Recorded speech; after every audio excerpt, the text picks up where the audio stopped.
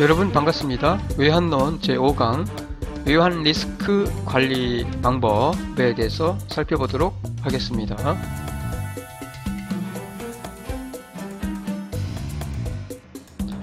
5강에서는 첫 번째 외환 리스크 관리, 외환 리스크 관리란 무엇인지에 대해서 살펴보고요. 그리고 이 리스크를 관리하는 절차에 대해서 살펴보고요. 그리고 이어서 외환 리스크 관리 방법에 대해서 대내적인 관리 방법, 단기적인 관리 방법과 장기적인 관리 방법에 대해서 살펴보고요. 그리고 이어서 제6강에서는 대외적인 관리 방법에 대해서 살펴보도록 하겠습니다. 대외적인 관리 방법은 우리가 앞에서 파생금융상품에서 설명을 드렸던 내용을 가지고 리스크 관리를 하는 방법에 대해서 다시 한번 살펴보도록 하겠습니다. 우선 외환 리스크 관리라는 것은 리스크의 정의인데 리스크는 데인저와 조금 달라요. 리스크라는 것은 데인저라는 것은 회피 대상으로서의 위험을 의미하는데 위험, 우리말로 하면 리스크나 데인저나 같이 위험으로 우리가 해석을 하는데 이 데인저는 회피 대상으로서의 위험을 말하고요. 그리고 리스크라는 것은 우리가 목표한 수익을 얻기 위해서 수용해야 하는 위험을 의미합니다. 다시 말씀드려서 리스크란 미래의 불확실성에 대한 노출, 불확실성에 대한 노출을 가리켜요. 익스포저. 다시 말해서 리스크는 두 가지 요소를 포함하고 있어야 하는데 하나는 불확실성이 존재한다는 거고요. 또 하나는 노출되어 있어야 된다는 얘기예요. 불확실성의 노출. 즉 미래의 불확실성에 대한 그 노출을 우리는 리스크라고 그래요. 그리고 이 리스크는 우리가 어떤 목표를 얻기 위해서, 목표한 수익을 얻기 위해서 수용해야 하는 그러한 위험을 의미한다라고 말씀을 드릴 수가 있고요. 금융기관을 포함한 모든 기업은 환율, 이자율, 주가, 채무 불이행, 조직과 절차 및 시스템 또는 외부 환경 변화에 따른 불확실성이 항상 존재해요. 이것을 정리하면은 시장 리스크와 유동성 리스크, 신용 리스크, 운영 리스크로 우리가 나눌 수가 있어요. 우선 신용 리스크는 거래 상대방이 약속한 상환 조건을 이행하지 못하는 경우에 발생하는 손실에 대한 리스크. 돈을 빌려갔는데 갚지 못하는 경우죠. 쉽게 말해서 그런 경우고요.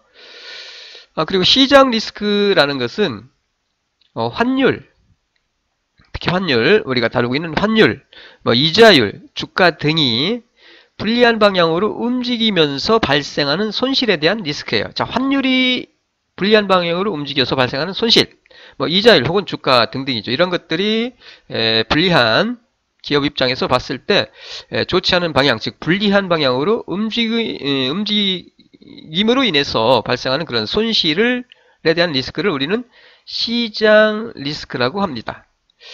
그리고 세 번째가 유동성 리스크죠. 기업 입장에서 봤을 때 유동성 리스크는 자금의 조달과 운용상의 그 불일치 또는 고금리 자금을 조달을 했을 때 그러한 상황에서 발생하는 손실에 대한 리스크를 우리는 유동성 리스크라고 해요.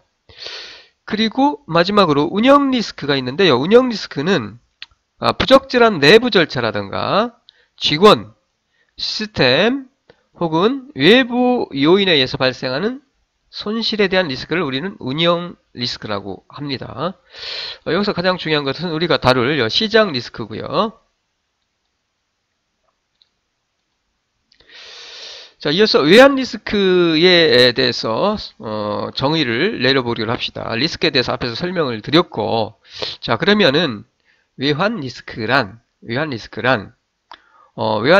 것은 외화 표시 자산 혹은 부채, 수익, 또는 비용을 보유하고 있을 때, 자, 자산이나 부채나 수익이나 또는 비용이 외화표시입니다. 외화로 표시된 자산이고 부채고 수익이고 비용을 보유하고 있는 기업이 미래에 예상하지 못했던 방향으로 환율이 변동함으로써 손실을 입음으로써 기업 가치가 변할 수 있는 상태 또는 그 가능성을 말해요.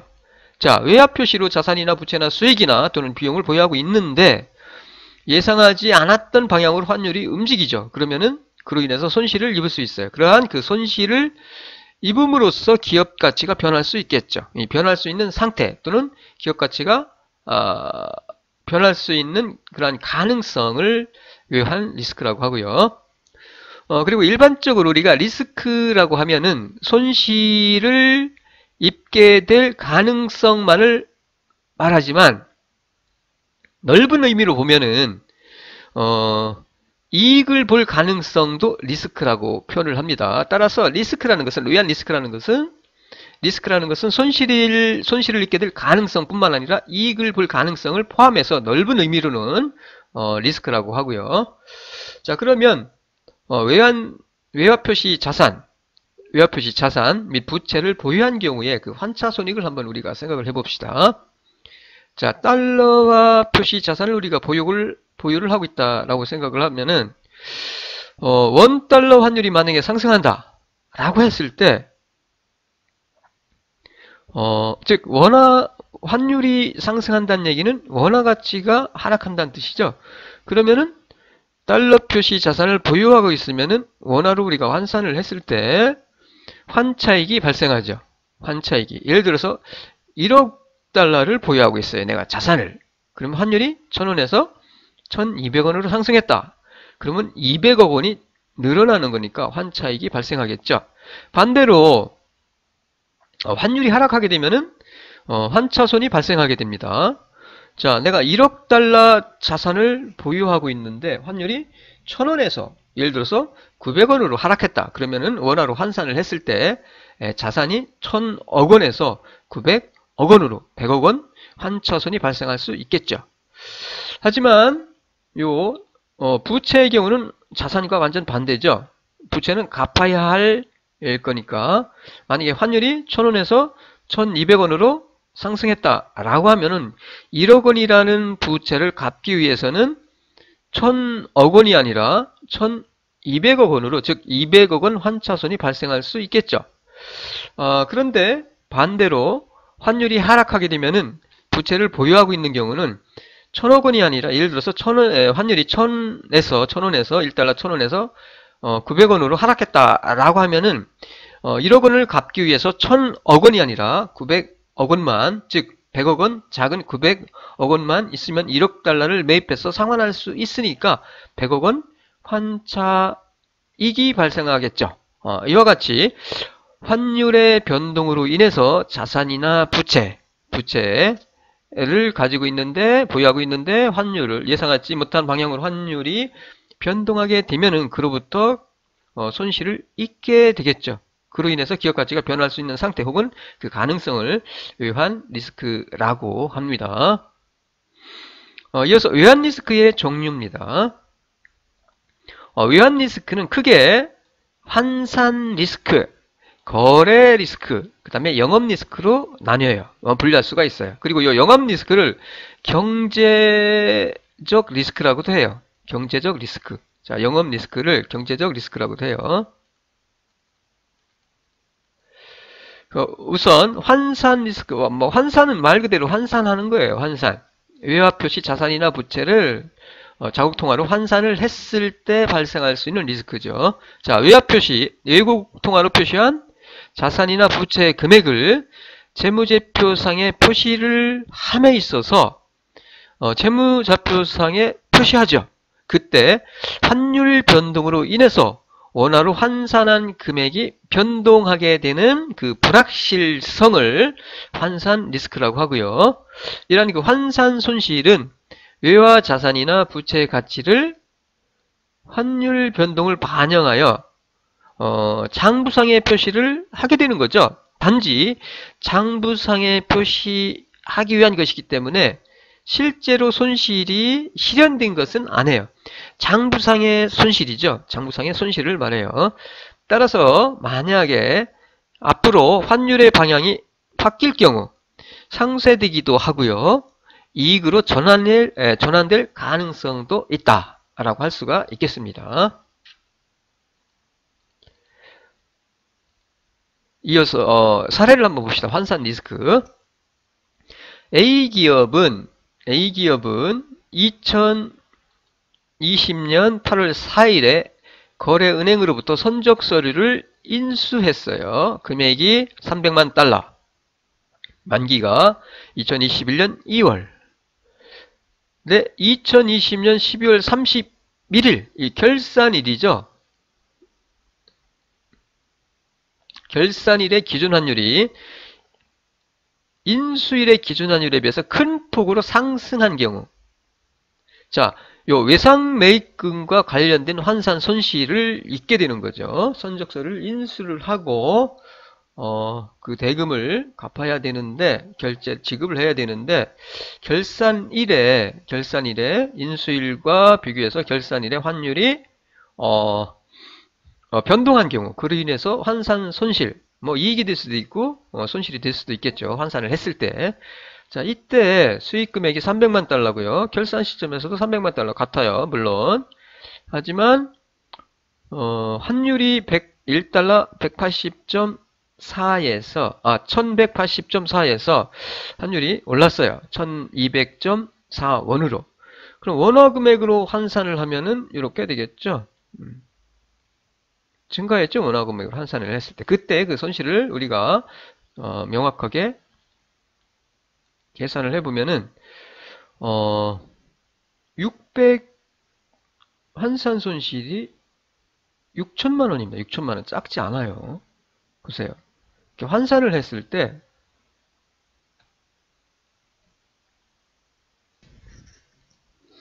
이와 같이 수입대금을 결제해야 할 금액이 이와 같이 35억 4,120만원에서 36억 120만원으로 차이, 즉 6천만원 증가하게 되죠. 환산 손실이 6천만원 발생하게 됩니다. 환산을 했을 때. 이어서 거래 리스크, 트랜잭션 포린 익스체인지 리스크. 거래 리스크라는 것은 외국 통화로 표시된 계약을 체결한 후에 대금이 결제될 때까지 그 사이에 환율 변동으로 인해서 원화로 환산한 결제 금액이 변동할 수 있는 불확실성을 우리는 거래 리스크라고 합니다. 자, 사례를 들어서 한번 살펴볼게요.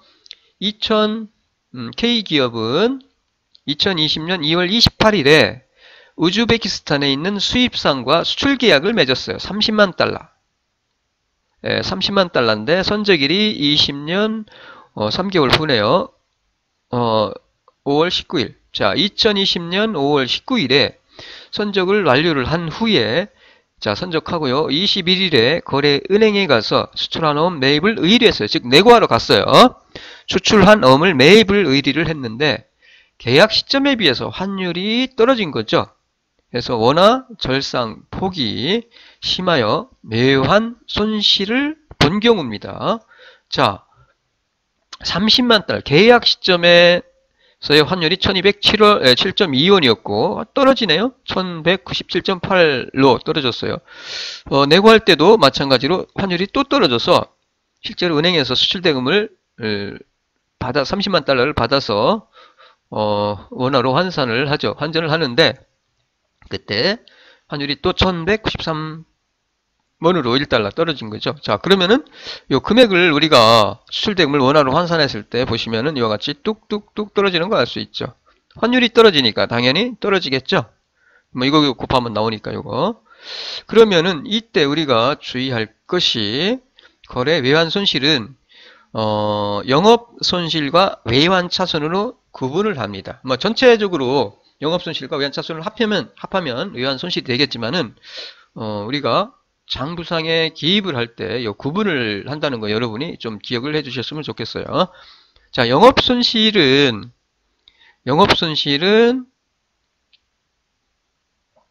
계약을 하고 선적할 때, 그 계약과 선적 시점 사이의 환율 변화로 인한 손익을 영업손익, 여기서는 손실이죠. 환율이 떨어졌으니까. 영업손실로 기록을 하고요. 그리고 외환차손은 선적을 하고 내고할 때, 그 시점 사이, 내고 시점 사이에 환율 변동으로 인해서 발생하는 손실을 외환차손익이라고 합니다. 여기서는 손실이니까 외환차손으로 이와 같이 기입이 돼요. 전체 손익은 요 금액을 합한 것이 전체 외환손실이 되고요. 영업손실은 다시 말씀드려서 계약을 하고 선적할 때 요 사이에 발생하는 것을 영업손실이라고 하고요. 그리고 외환차손익은 선적하고 내고할 때 요 사이에 발생하는 손익을 외환차손익이라고 합니다. 그래서 이렇게 우리가 구분한다는 거 뒤에서도 다시 나올 건데 기억을 해 주셨으면 좋겠어요. 이어서 영업리스크입니다. 영업리스크는 예상하지 못한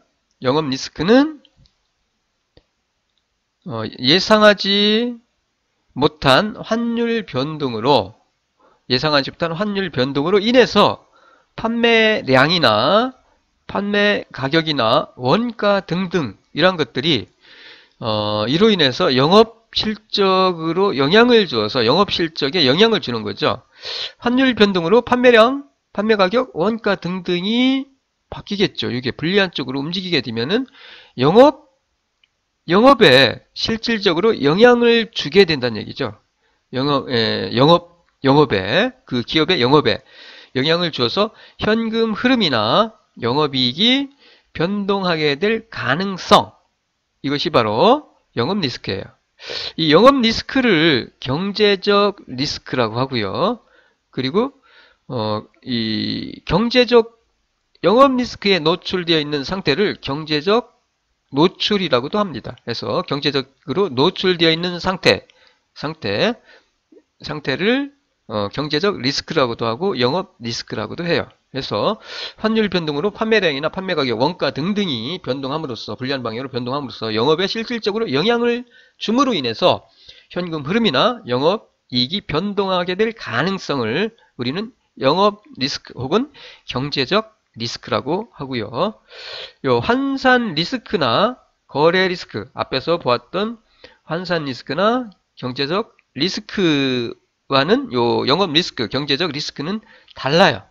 자, 영업 리스크의 경우는 사전에 그 노출의 정도를 측정하기 어려워요. 영업 리스크는 그런 차이가 있다라는 것. 환산 리스크나 거래 리스크와 다르게 이 사전에 노출 정도를 측정하기 어렵다라는 그러한 특징이 있다라는 것 기억해 두시면 좋을 것 같아요. 자, 이어서 외환 리스크를 우리가 정확하게, 앞에서도 잠깐 외환 리스크에 대해서 설명을 드렸지만 정확하게 외환 리스크라는 것이 어떠한 것인지 다시 한번 외환 리스크의 그 결정 요인에 대해서, 외환 리스크를 결정하는 요인이 어떠한 것들이 있는지 한번 살펴보도록 할게요. 자, 외환 리스크의 결정 요인은 우선 외환 리스크의 그 크기는 외환 포지션의 규모예요. 그 노출되어 있는 그 포지션의 규모, 그 리스크를 결정하는 것은 우선 외환 포지션 규모, 익스포저 사이즈고요. 그 다음에 포지션의 그 보유 기간입니다. 보유 기간, 외화표시 자산이나 부채를 보유하고 있는 그 기간이고요. 기간이 리스크에 영향을 주고요. 또 하나는 변동성이에요. 환율의 변동성, 팩터 볼라틸리티, 3대 요소에 의해서 외환 리스크의 크기는 결정이 됩니다. 자, 우선 외환 포지션 규모는 외환 포지션은 일정 시점에서 보유하고 있는 외화 표시 자산과 부채 간의 그 차이를 말해요. 외화 표시 자산과 외화표시 부채 간의 그 차이, 포지션에 대해서는 앞에서 설명을 드렸었죠. 우리가 1장에서. 외화표시 자산과 외화표시 부채 간의 그 차이가 바로 포지션을 말해요. 포지션 규모를 말해요. 자, 일반적으로 외환 포지션의 규모가 클수록, 규모가 크면은 클수록 부담하게 되는 외환 리스크는 커지게 돼요. 당연한 거고요. 다시 말해서 외환 포지션의 규모가 클수록 환율 변동에 따른 그 순자산 가치의 변동폭이 커지기 때문에 환 리스크, 외환 리스크의 그 부담은 그만큼 가중된다라는 얘기고요. 두 번째, 외환 포지션의 그 보유 기간. 외화표시 자산이나 부채, 외화표시 자산이나 부채의 보유 기간이 길면 길수록 보유 기간 내에 환율 변동으로 인해서 순자산의 가치가 큰 폭으로 변동할 가능성이 높아지겠죠. 그로 인해서 부담하게 되는 외환 리스크는 증가한다는 얘기죠. 자, 보유 기간이 길면 길수록 외환 리스크는 증가한다라는 얘기고요. 그 다음에 세 번째가 환율 변동성이에요. 환율 변동성.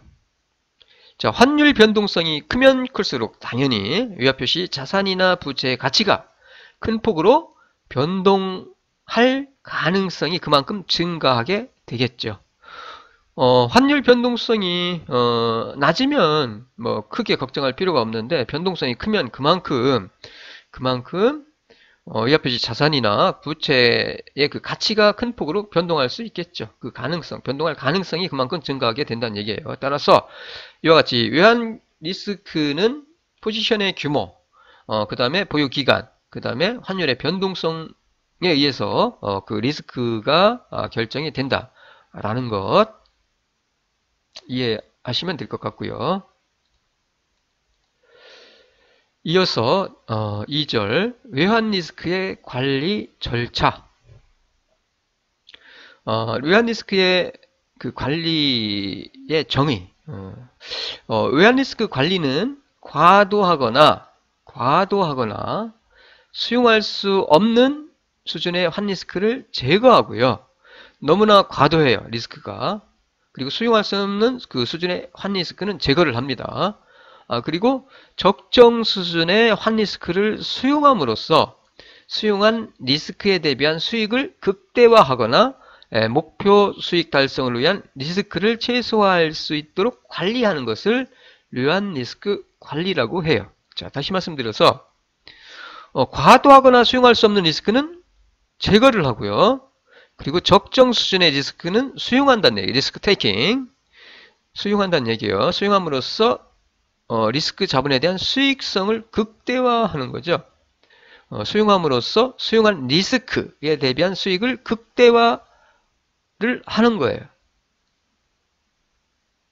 그리고 그럼으로써 손익구조죠. 손익구조를 최적함으로써 자산의 건전성을 제거하고요. 그리고 수익을 극대화하는 것. 수익을 극대화할수록 그 목표 수익을 달성을 위해서 리스크를 최소화할 수 있도록 관리하는 것이 바로 외환 리스크 관리다라고 할 수가 있겠습니다. 자, 그러면 요 관리 절차에 대해서 한번 살펴볼게요. 리스크 관리는 크게 익스포저의 집계입니다. 집계. 첫 번째, 익스포저. 리스크의 외환 리스크에 노출된 규모를 집계하는 거예요. 첫 번째가 집계를 하고요.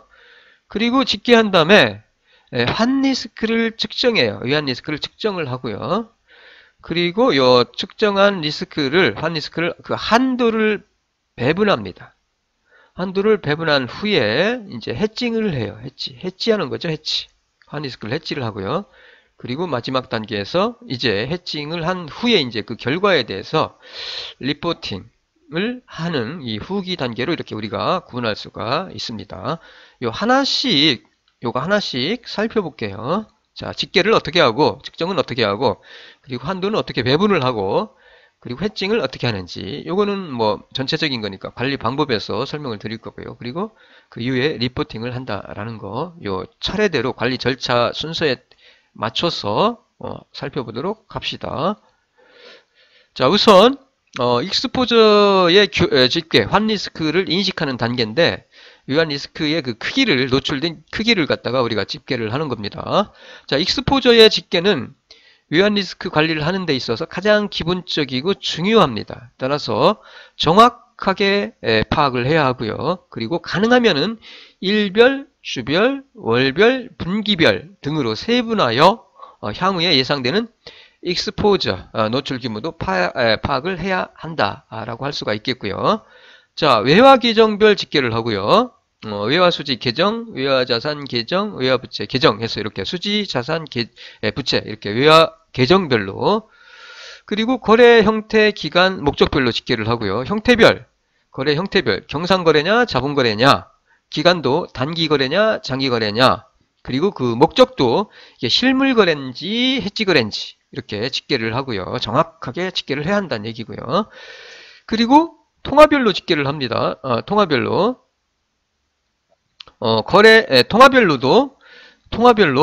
통화별로 거래 형태별, 경상거래인지 자본거래인지, 그리고 실물거래인지 해지거래인지, 그리고 또 부서별로도 이렇게 집계를 함으로써 정확하게 우리가 이 노출되어 있는 위험 리스크, 위험 포지션, 왜곡한 포지션이 그 위험에 노출되어 있는 그 크기를 규모를 이와 같이 세분화하여 파악할 필요가 있다라는 거. 그 다음에 두 번째 단계는 환리스크 측정입니다. 환리스크 측정이에요. 자, 이제 노출된 규모를 우리가 파악을 했으니까 이제 환리스크를 정량적으로 측정을 합니다. 리스크 매니지먼트를 하는 거예요. 리스크 매니지먼트, 정량적으로 측정을, 매저먼트, 리스크 매니지먼트.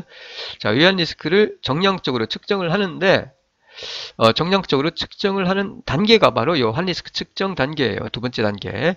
자, 측정 대상, 측정 주기, 측정 방법 등이 이 단계에서 정의가 되어야 해요. 측정 대상을 정해야 되고, 그리고 측정 주기를 어떻게 측정할 건지 주기를, 그 다음에 측정 방법 등이 이 단계에서 결정이 되어야 합니다. 환리스크 측정을 통해서 현재의 그 기업이 안고 있는 그 리스크 규모를 파악할 수 있고요. 그리고 이것이 자기자본이나 자기자본 수준이나 또는 매출액 또는 영업이익에 대비하여 이게 적합한 수준인지를 우리가 평가를 해야 돼요. 환리스크 측정을 통해서 적합한 수준인지를 우리가 리스크 규모를 파악을 하고, 그리고 자기자본이나 자기자본 수준이나 매출액이나 영업이익에 대비하여 적합한 수준인지 평가를 해야 한다는 얘기고요.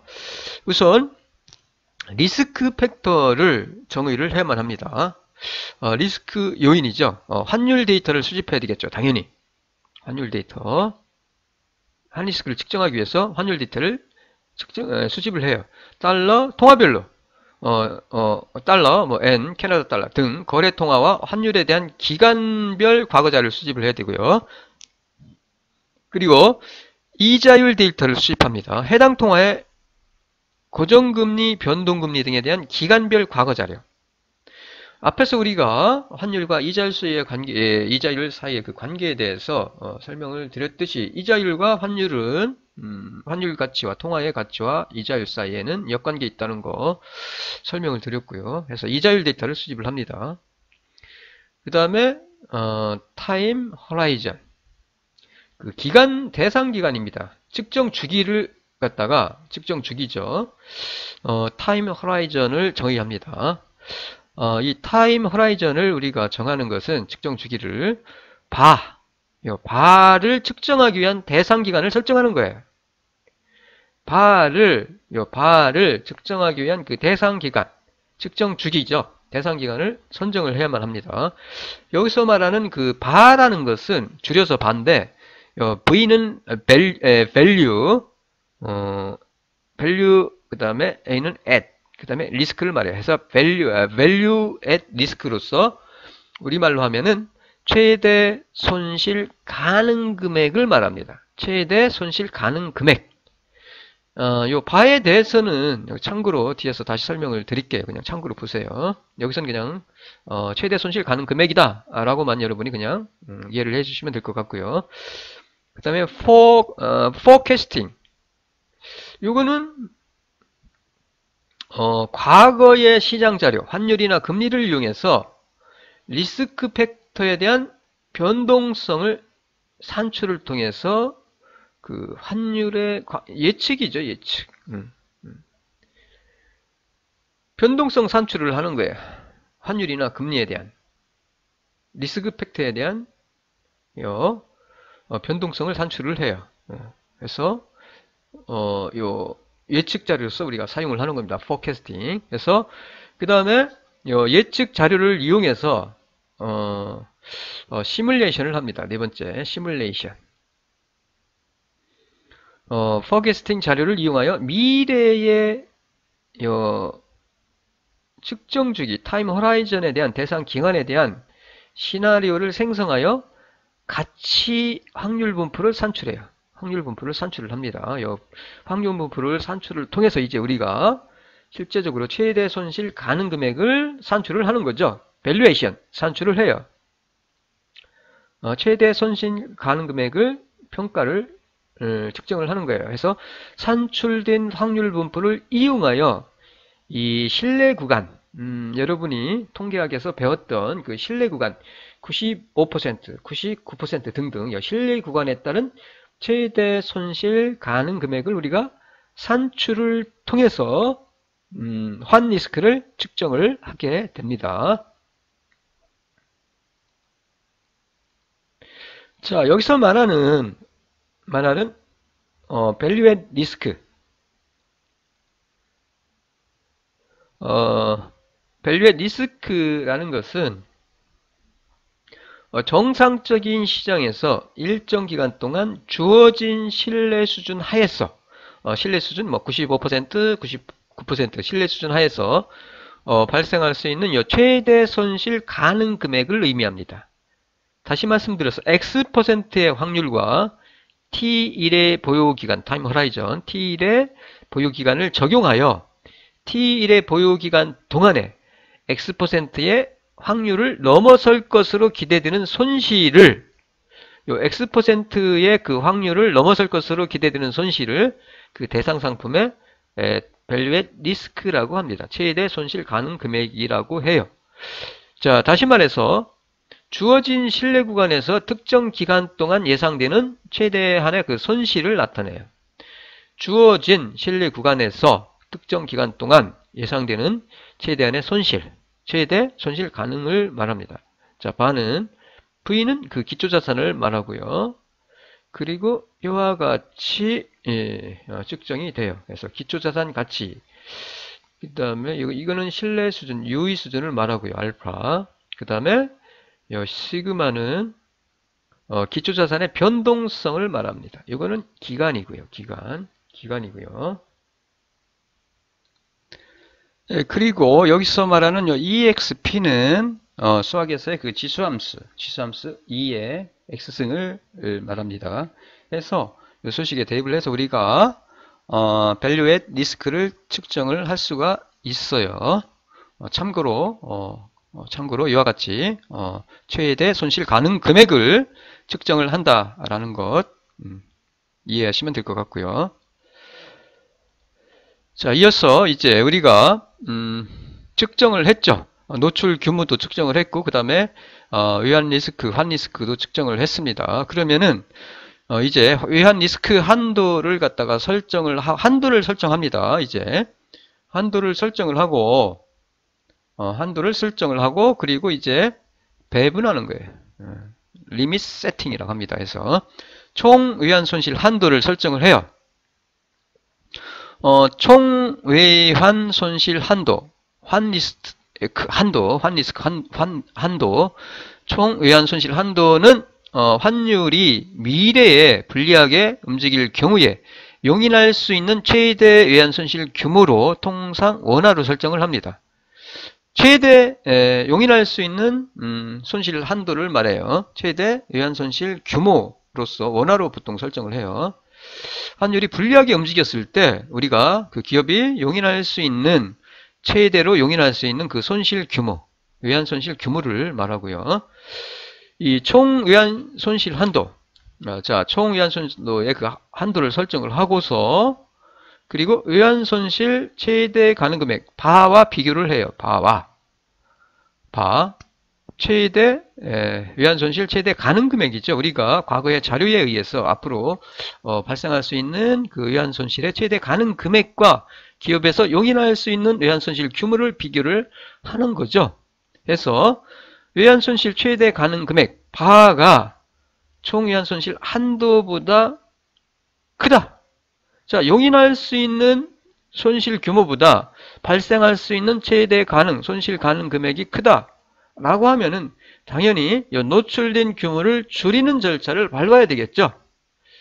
밟아야만 합니다. 이것이 바로 환리스크 관리 과정에서의 그 핵심이라고 할 수 있어요. 용인할 수 있는 수준보다 발생할 수 있는 가능 금액이 작으면 그렇게 걱정할 필요가 없어요. 충분히 용인할 수 있으니까, 그 기업에서 소용할 수 있으니까. 하지만 노출된 규모, 그 외환손실 발생 가능 금액이 최대 외환손실 가능 금액이 용인할 수 있는 금액보다 크다라고 하면은 그 노출된 규모, 외환리스크 포지션의 그 노출된 규모를 줄이는 절차를 밟아야 한다라는 얘기입니다. 환리스크 관리 과정에서 이게 바로 핵심이에요, 핵심. 다만 총 외환손실 한도의 적정 규모를 설정하는 것은 이것도 쉽지가 않아요, 사실은. 자, 총 외환손실 한도를 총 외환손실 한도를 설정을 하는데 이것도 쉬운 일이 아니에요. 따라서 각 기업은 기업 실정에 맞게 설정을 해야만 하죠. 당연히 기업 실정에 맞게 설정을 하는데 통상적으로 총 외환손실 한도는 자기 자본의 일정 비율이라든가 혹은 전년도의 당기 순이익이나 영업이익의 그 적정 비율로 설정하기도 하고요. 그리고 외환손실이 큰 기업은 전년도에 발생한 외환손실의 적정 비율로 설정하기도 합니다. 어쨌든 그 기업 실정에 맞게 설정을 하면 된다라는 것.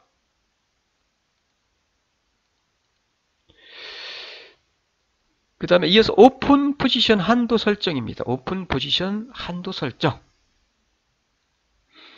기업은 실정에 따라서 총 외환손실 한도를 원화 이외에 외화로 설정을 하여 환리스크를 관리할 수도 있어요. 원화로 설정을 하기도 하고 총 외환손실 한도를 원화 이외에 외화로 설정하여 환리스크를 관리할 수도 있어요. 이게 바로 뭐냐면은 오픈 포지션 한도라고 그래요. 원화로 총 외환손실 한도를 설정하는 것이 아니라 다른 통화 외화로 설정하여 환리스크를 관리하는 거죠. 이것을 오픈 포지션 한도라고 합니다. 자, 예를 들어서 S기업은 2020년도에 당기 순이익이 65억 원이에요. 당기 순이익이. 그래서 이 중에서 20%를 그러니까 순이익 기준으로 적정 비율로 총 외환 손실 한도를 오픈 포지션으로 한도를 설정하는 경우에요. 그래서 20%인 13억 원을 총 외환 손실 한도로 설정을 하고요. 그런데 이 기업은 미국 달러만을 거래하고 있기 때문에 있어요. 그래서 있고요. 그리고 최대 원달러 환율 변동폭이 그 변동 요인을 팩터 변동성을 측정을 했더니 100원으로 추정치로 산출이 됐어요. 그러면은 오픈 포지션 한도는 13억 원이니까 100으로 나누면은 달러로 하면은 오픈 포지션은 1,300만 달러가 되겠죠.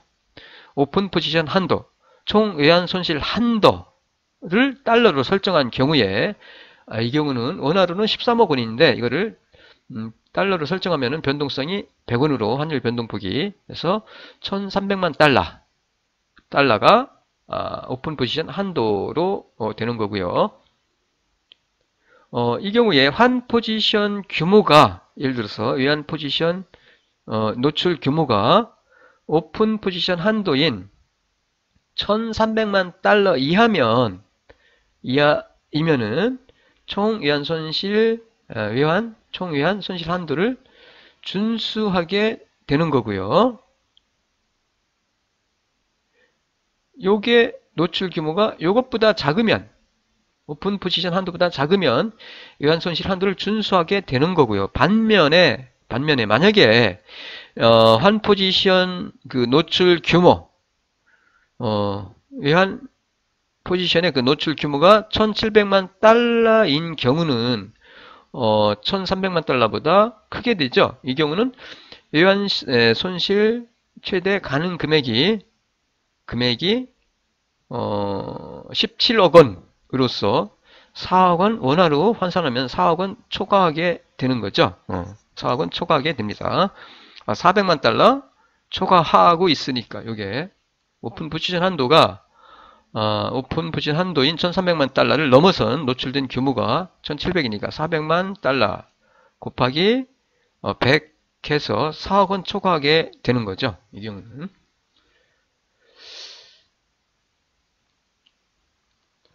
이어서 총 외환 손실 한도의 배분이에요.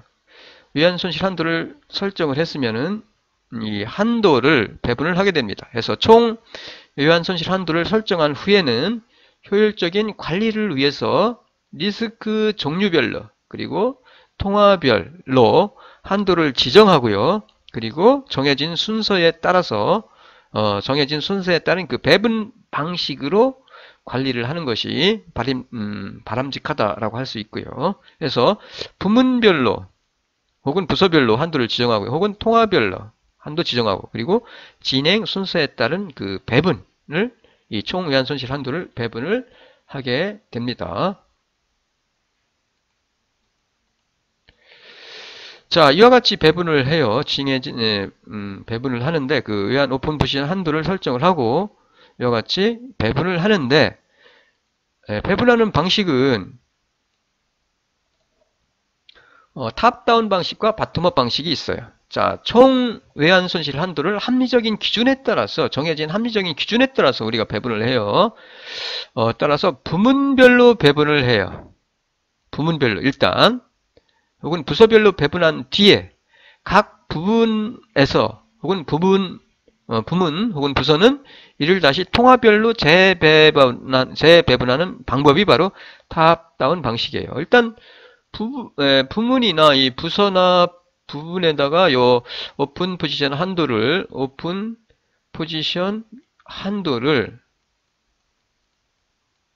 설정을 했으면은 요거를 부문이나 부서로 배분한 다음에 그 부서 안에서 이제 통화별로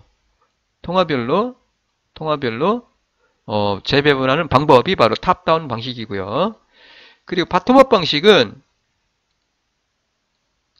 총 외환 손실 한도를 합리적 기준에 따라서 당연히 정해진 그 합리적 기준에 따라서 일단 통화별로 배분을 해요. 통화별로 한도를 먼저 배분한 뒤에 반대죠. 통화별로 먼저 한도를 배분한 뒤에 이를 각 부문 혹은 각 부서의 업무 규모에 따라서 다시 부서별로 재배분하는 방법이 바로 바텀업 방식입니다. 그리고 한편으로 이미 배정된 외환 손실 한도가 관리 과정에서 만약에 적절치 않다고 판단이 된다면 그러면 언제든지 수정 변경할 수 있는 그러한 그 탄력적 의사결정 체제를 갖추고 있어야 하고요. 예를 들어서 가령 기업 전체적으로 총 외환 손실 한도는 충실히 준수되고 있어요.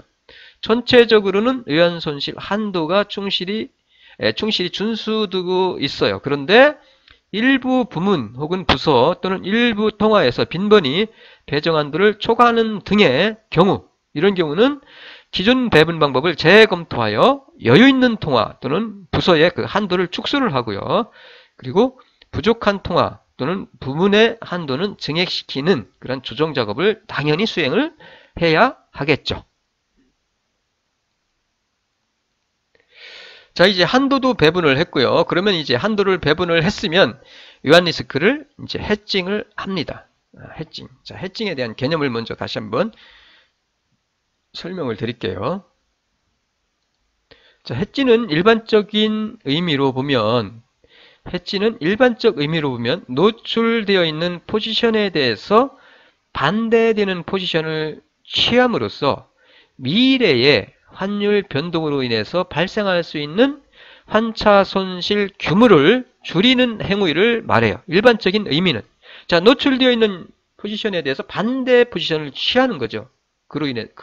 취함으로써 앞으로의 그 환율 변동으로 인해서 발생할 수 있는 환차 손실 규모를 줄이는 행위가 바로 해지인데 하지만 환 리스크 관리 절차에서 말하는 그 해지 의미는 조금 다릅니다. 해서 이 환 리스크 관리 절차에서 말하는 해지의 정확한 의미는 포지션을 단순 노출 금액으로 파악하는 것이 아닙니다. 포지션이 단순히 노출된 금액을 말하는 것이 아니에요. 포지션을 단순 노출 금액으로 파악하는 것이 아니라 배분된 한도를 넘는 초과 한도 금액. 자, 배분된 우리가 한도를 오픈 포지션 한도를 배분된 한도를 넘는 초과 한도 금액으로 파악을 해요. 이 포지션이 단순히 노출된 금액이 아니라 한도를 배분한 그 한도를 넘어서는 초과 한도 금액을 포지션으로 파악을 합니다. 그리고 초과된 한도 금액에 대해서 반대 포지션을 취함으로써 미래의 환율 변동으로 인한 환차 손실 규모를 줄이는 행위가 바로 정확한 의미의 해지입니다. 해지. 단순히 노출되어 있는 포지션이 아니라는 것. 한도를 초과하는 그 초과 한도 금액으로 파악을 하고요. 그리고 그 초과된 한도 금액에 대해서 반대 포지션을 취함으로써 미래의 그 환율 변동으로 해서 발생할 수 있는 환차 손실 규모를 줄이는 행위가 바로 정확한 의미의 해지다라는 거 여러분이 꼭 이해해 두시기 바랍니다. 해지의 필요성에 대해서는 뭐 따로 설명을 하지 않겠습니다. 당연히 환율이 변동하면은 앞에서 말씀을 드렸듯이 매출액이나 기업이익의 그 환율 변동으로 인해서 매출액이나 기업의 이익이 불확실성, 그러니까 매출액 또는 기업이익의 불확실성, 환율 변동으로 인해서 불확실성은 채권 시장에서의 기업에 대한 신용평가, 그리고 주식시장에서의 기업가치 평가에 부정적 영향, 즉 기업에 어쨌든 부정적 영향을 미쳐요. 기업 평가에. 그리고 기업의 안정적인 성장을 저해할 수도 있어요. 저해하는 요인으로 작용할 수도 있어요. 따라서 기업 본연의 업무인 생산이나 판매 활동을 안정적으로 영위하고 영업이익과 적정 마진을 보장받기 위해서는 대내적으로 절대 통제 및 관리할 수 없는 환리스크를 적극적으로 회피하는 것도 무엇보다 중요하다. 환리스크 관리가 너무나 중요하다라고 할 수 있고요. 그리고 앞에서 설명을 드렸듯이 당연히 배분된 한도를 넘는 초과 한도 금액을 산출을 해서 우리가 해지를 해야 한다라는 얘기입니다. 뭐 앞에서 설명드린 거고요. 한도를 초과하는 배분된 한도를 초과하는 그 초과 한도 금액을 산출을 해서 배분을 한다고 그랬어요. 탑다운 혹은 바텀업 방식을 통해서. 자, 이제 해지를 하는데 해지 수단을 우리가 보통 결정을 해야 되겠죠. 어떻게 할 건지. 산출된 노출 포지션에 대해서 대내적인 방법이나 혹은 대외적인 방법 중에서 각 기업의 환경에 적절한 해지 수단을 결정을 하고요. 그리고 해지를 하게 되죠. 적극적인 전략과 소극적인 전략. 즉 해지하는 것이 소극적 전략이고요. 그 다음에 적극적으로는 하는 것은 투기예요. 투기. 이익을 얻기 위해서 보다 큰 단순히 해지를 하는 것이 아니라 그 해지를 넘어서 이익을 얻기 위해서 이렇게 해지하는 것을 투기라고 합니다. 투기, 적극적인 전략이에요. 이 내부적인 관리 방법과 외부적인 관리 전략에 대해서는 차후에 설명을 드릴 거고요. 어쨌든 환산, 거래 리스크, 거래 리스크죠. 거래, 환산 리스크, 거래로 인해서 발생하는 그 노출 규모, 그 다음에 환산, 그 다음에 영업 리스크, 경제적인 노출이죠. 거래에 따른 외환의 그 노출, 그 다음에 경제적 노출, 영업 리스크, 그 다음에 환산 리스크, 환산으로 노출된, 환산을 할 때 그 노출 규모를 갖다가 당연히 환산 리스크 부서에서 아까 말씀드렸듯이 노출 상태, 그 다음에 한도 측정하고요. 그리고 배분하고 해서 대내적인 방법과 대외적인 방법, 이를 통해서 헤지를 통해서 리스크를 관리를 한다라는 거 설명을 드렸고요. 그리고 헤지를 하는데 비용을 고려한 최적 헤지 비율을 산출을 해야만 합니다. 헤지를 하는데 무조건 헤지를 하는 것이 아니라 비용을 생각해야 돼요. 그래서 최적 헤지 비율을 산출을 합니다. 헤지 비율은 리스크의 그 노출 규모에 대한 그 선물 또는 옵션 포지션 규모의 그 비율을 말해요. 그 리스크에 노출된 그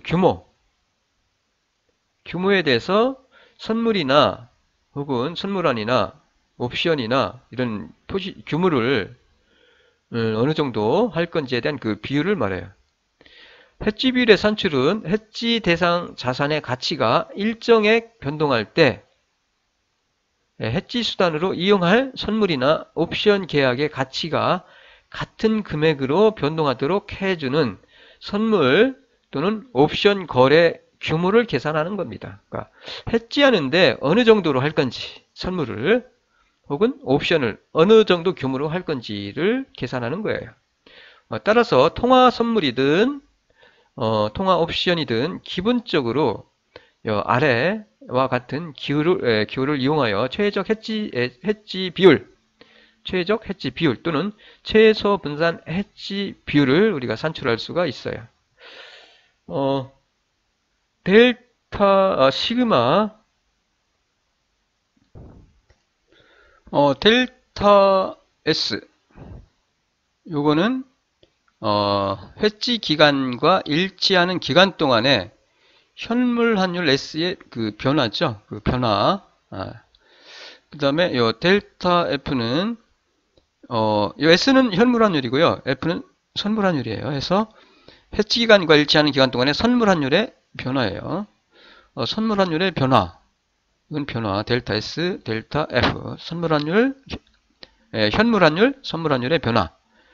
그 다음에 시그마 S는 요 현물 환율의 그 변화, 그 헤지 기간 동안에 그 현물 환율이 뭐 매일매일 시시각각 변하겠죠. 그 변화의 그 표준 편차를 말합니다. 요 S는 시그마 S는 그 다음에 요 시그마 F는 선물 환율의 표준 편차를 말해요. 선물 환율의 표준 편차, 그 변화의 그 표준 편차죠. 그 다음에 로는 상관계수예요. 현물 환율의 변화와 선물 환율의 변화. 선물 환율이 변하면 현물 환율이 변하고 선물 환율이 그 변화 사이에 두 변수 사이에 그 변화가 그 상관관계가 있는지 없는지를 나타내는 현물 환율의 변화와 선물 환율의 그 변화 사이에 그 상관계수를 말해요. 로는. 그 다음에 요거는 H가 아니라 이게 에타라고 하는데 에타 스타는 최적 헤지 비율을 말합니다. 그래서 최적 헤지 비율은 이와 같이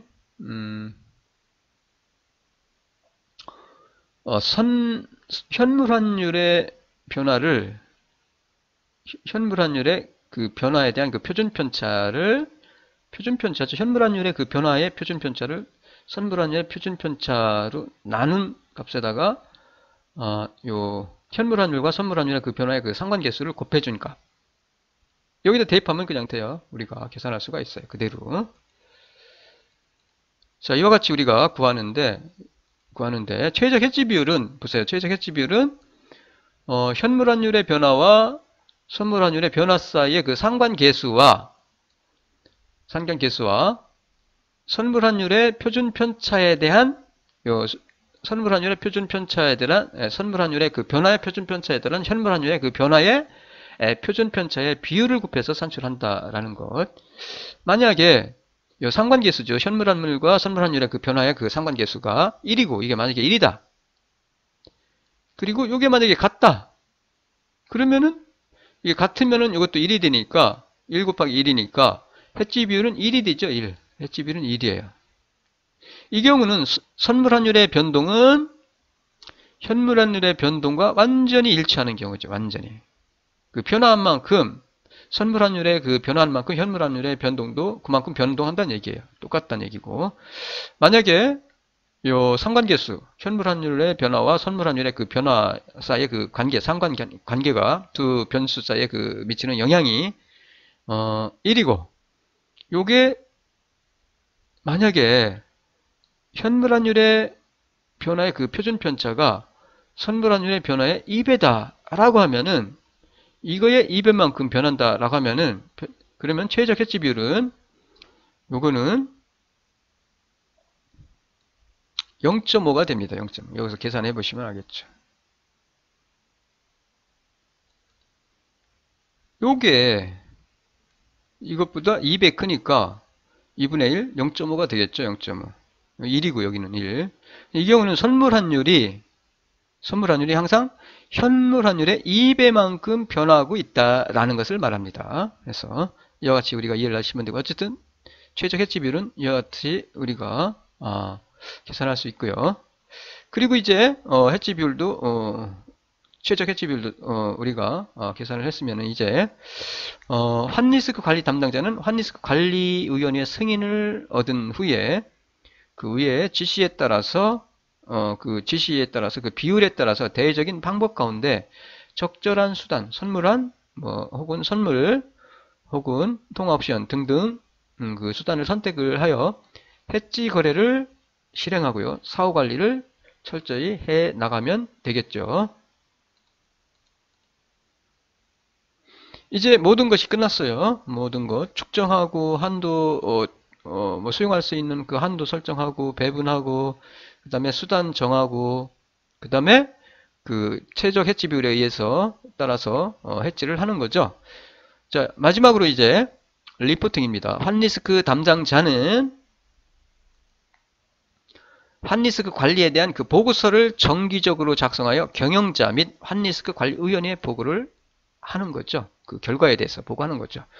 보고서 내용은 당연히 측정 규모, 외환 포지션 규모, 그 다음에 측정된 리스크의 규모, 노출, 그 다음에 측정된 리스크의 규모, 그 다음에 해지 현황 및 최적 해지 비율, 그 다음에 최대 손실 가능 금액, 그 다음에 해지를 하는 데 들어간 비용, 이로 인한 그 손익 분석에 대한 그 내용을 매일 할 수도 있어요. 큰 기업들은 매일 하고요. 혹은 주기적으로 월 혹은 분기별로 등등 보고를 하게 되는 거고요. 그래서 이와 같은 그 관리 절차에 따라서 해지를 한다라는 것을 여러분이 이해해 두시면 될 것 같아요. 실제로 실무에서 이와 같은 절차에 의해서 리스크를 관리를 하고 있다라는 것, 그 중요한 그 관리 절차 중에서 중요한 그 내용들을 하나씩 살펴봤습니다. 자, 이어서 외환 리스크 관리 방법인데 3절 외환 리스크 관리 방법입니다. 그래서 대내적인 방법과 대외적인 방법이 있어요. 자, 리스크를 사전적으로 우리가 사전적으로 관리하기 위한 방법은 내부적인 관리를 통한 대내적인 관리 방법과 외환시장, 금융시장에서 해지 거래를 통한 대외적인 관리 방법이 있어요. 그래서 대내적인 관리 방법에는 단기적인 관리 방법으로 이런 것들이 있고요. 그 다음에 장기적인 방법으로는 기업의 그 구조 변화와 관련된 마케팅 관리나 생산 관리나 인사 조직 이런 것들이 있어요. 그리고 대외적인 관리 방법은 뭐 선물환 앞에서 우리가 파생금융상품에서 설명을 드렸던 선물환, 뭐 통화선물, 옵션, 혹은 스왑, 혹은 뭐 금융시장 이용할 수도 있고요. 혹은 변동보험을 이용할 수도 있어요. 자, 우선 이 대내적인 관리 방법에 대해서 살펴보도록 하겠습니다. 자, 외부적인 해치 상품을 이용하지 않고 기업 내부에서 외화 자금의 그 수요와 공급에 대한 흐름을 조절을 하거나 혹은 그 외환 리스크를 전가시키는 방법을 통해서 우리가 대내적으로 관리를 할 수가 있는데 네팅이 있고요. 그 다음에 매칭, 리딩과 레깅, 뭐 자산 종합 부채 관리, 혹은 뭐 포트폴리오, 우연 분산을 통한 방법들이 있어요. 이거 하나씩 한번 살펴보도록 하겠습니다. 우선 네팅은 우리말로 하면서 그냥 상계라고 그래요. 네팅은 상계. 다국적 기업의 본 지점 간 또는 지사 상호 간에 발생하는 채권 채무 관계를 건별로 결제하지 않고요. 일정 기간이 경과한 후에 외화자산으로 외화부채를 상계를 합니다. 외화자산과 외화부채를 상계를 해요. 네팅을 해요. 그 후에 차액만 결제하는 것을 말합니다. 건별로 하지 않습니다. 건별로. 네팅을 통해서 이 차액만을 결제를 하는 이유는 채권 채무를 결제를 할 때 차액만을 결제를 통해서 국가 간의 그 결제 규모를 축소시킬 수 있겠죠. 차액만 결제하면은. 그래서 이를 통해서 환위험을 줄이기 위한 거예요. 비용도 줄이고 환위험을 갖다가 줄이기 위해서 이 네팅을 합니다. 네팅에는 양자간 네팅과 바이레터럴 네팅과 멀티레터럴 다자간 네팅이 있어요. 보통 다자간의 네팅을 많이 합니다. 그래서 네팅 센터를 설치를 해요. 이와 같이. 그리고 자회사별 수취 지급 예정액을 센터에 보고를 합니다. 그리고 최근의 환율로 달러로 환산하여 순수치 금액을 네팅 센터에서 통보를 하고요. 그리고 각 자회사는 순지급, 순수취액 금액을 네팅 계좌에 현지통화로 입금을 해요. 현지통화로. 이런 과정을 통해서 상계를 통해서 차액만을 결제를 통해서 결제 규모를 축소시킴으로써 환위험을 줄이는 방법이 바로 상계입니다. 상계. 자, 예를 들어서 한번 볼게요. 양자간 상계는 뭐 간단하죠.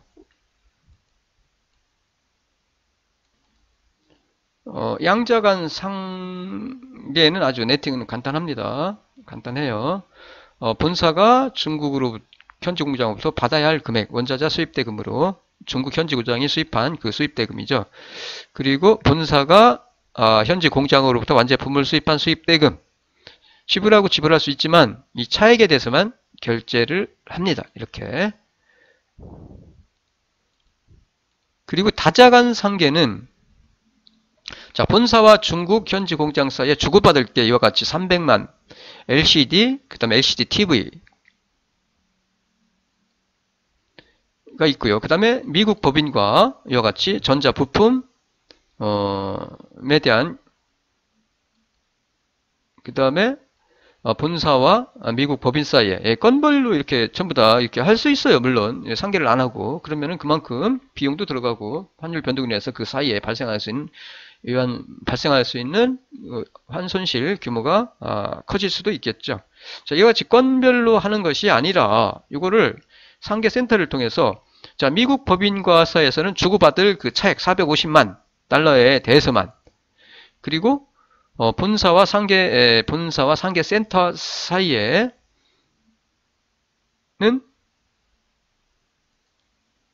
300만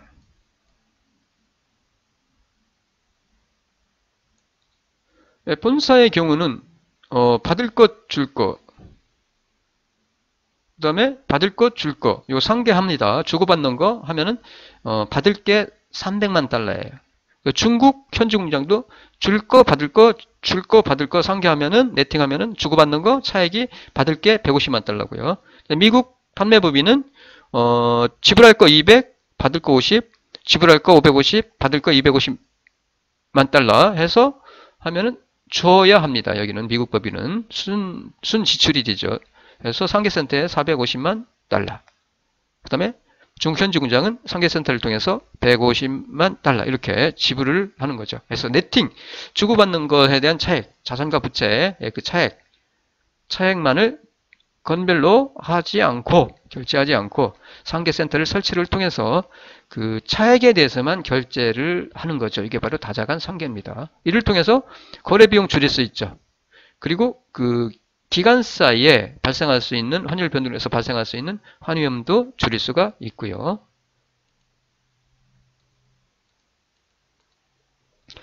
이 상계의 장단점인데 상계센터에서 자이사 간의 거래를 통제할 수 있죠. 그래서 자이사 간 거래들의 결제를 보다 억제하고 통제할 수가 있어요. 그리고 결제가 월 또는 연 단위로 이루어질 수 있어서 예정된 결제 주기를 통해서 필요자금에 대한 예측력을 높일 수 있고요. 그 다음에 자회사들의 부채와 투자 관리를 향상시킬 수 있고요.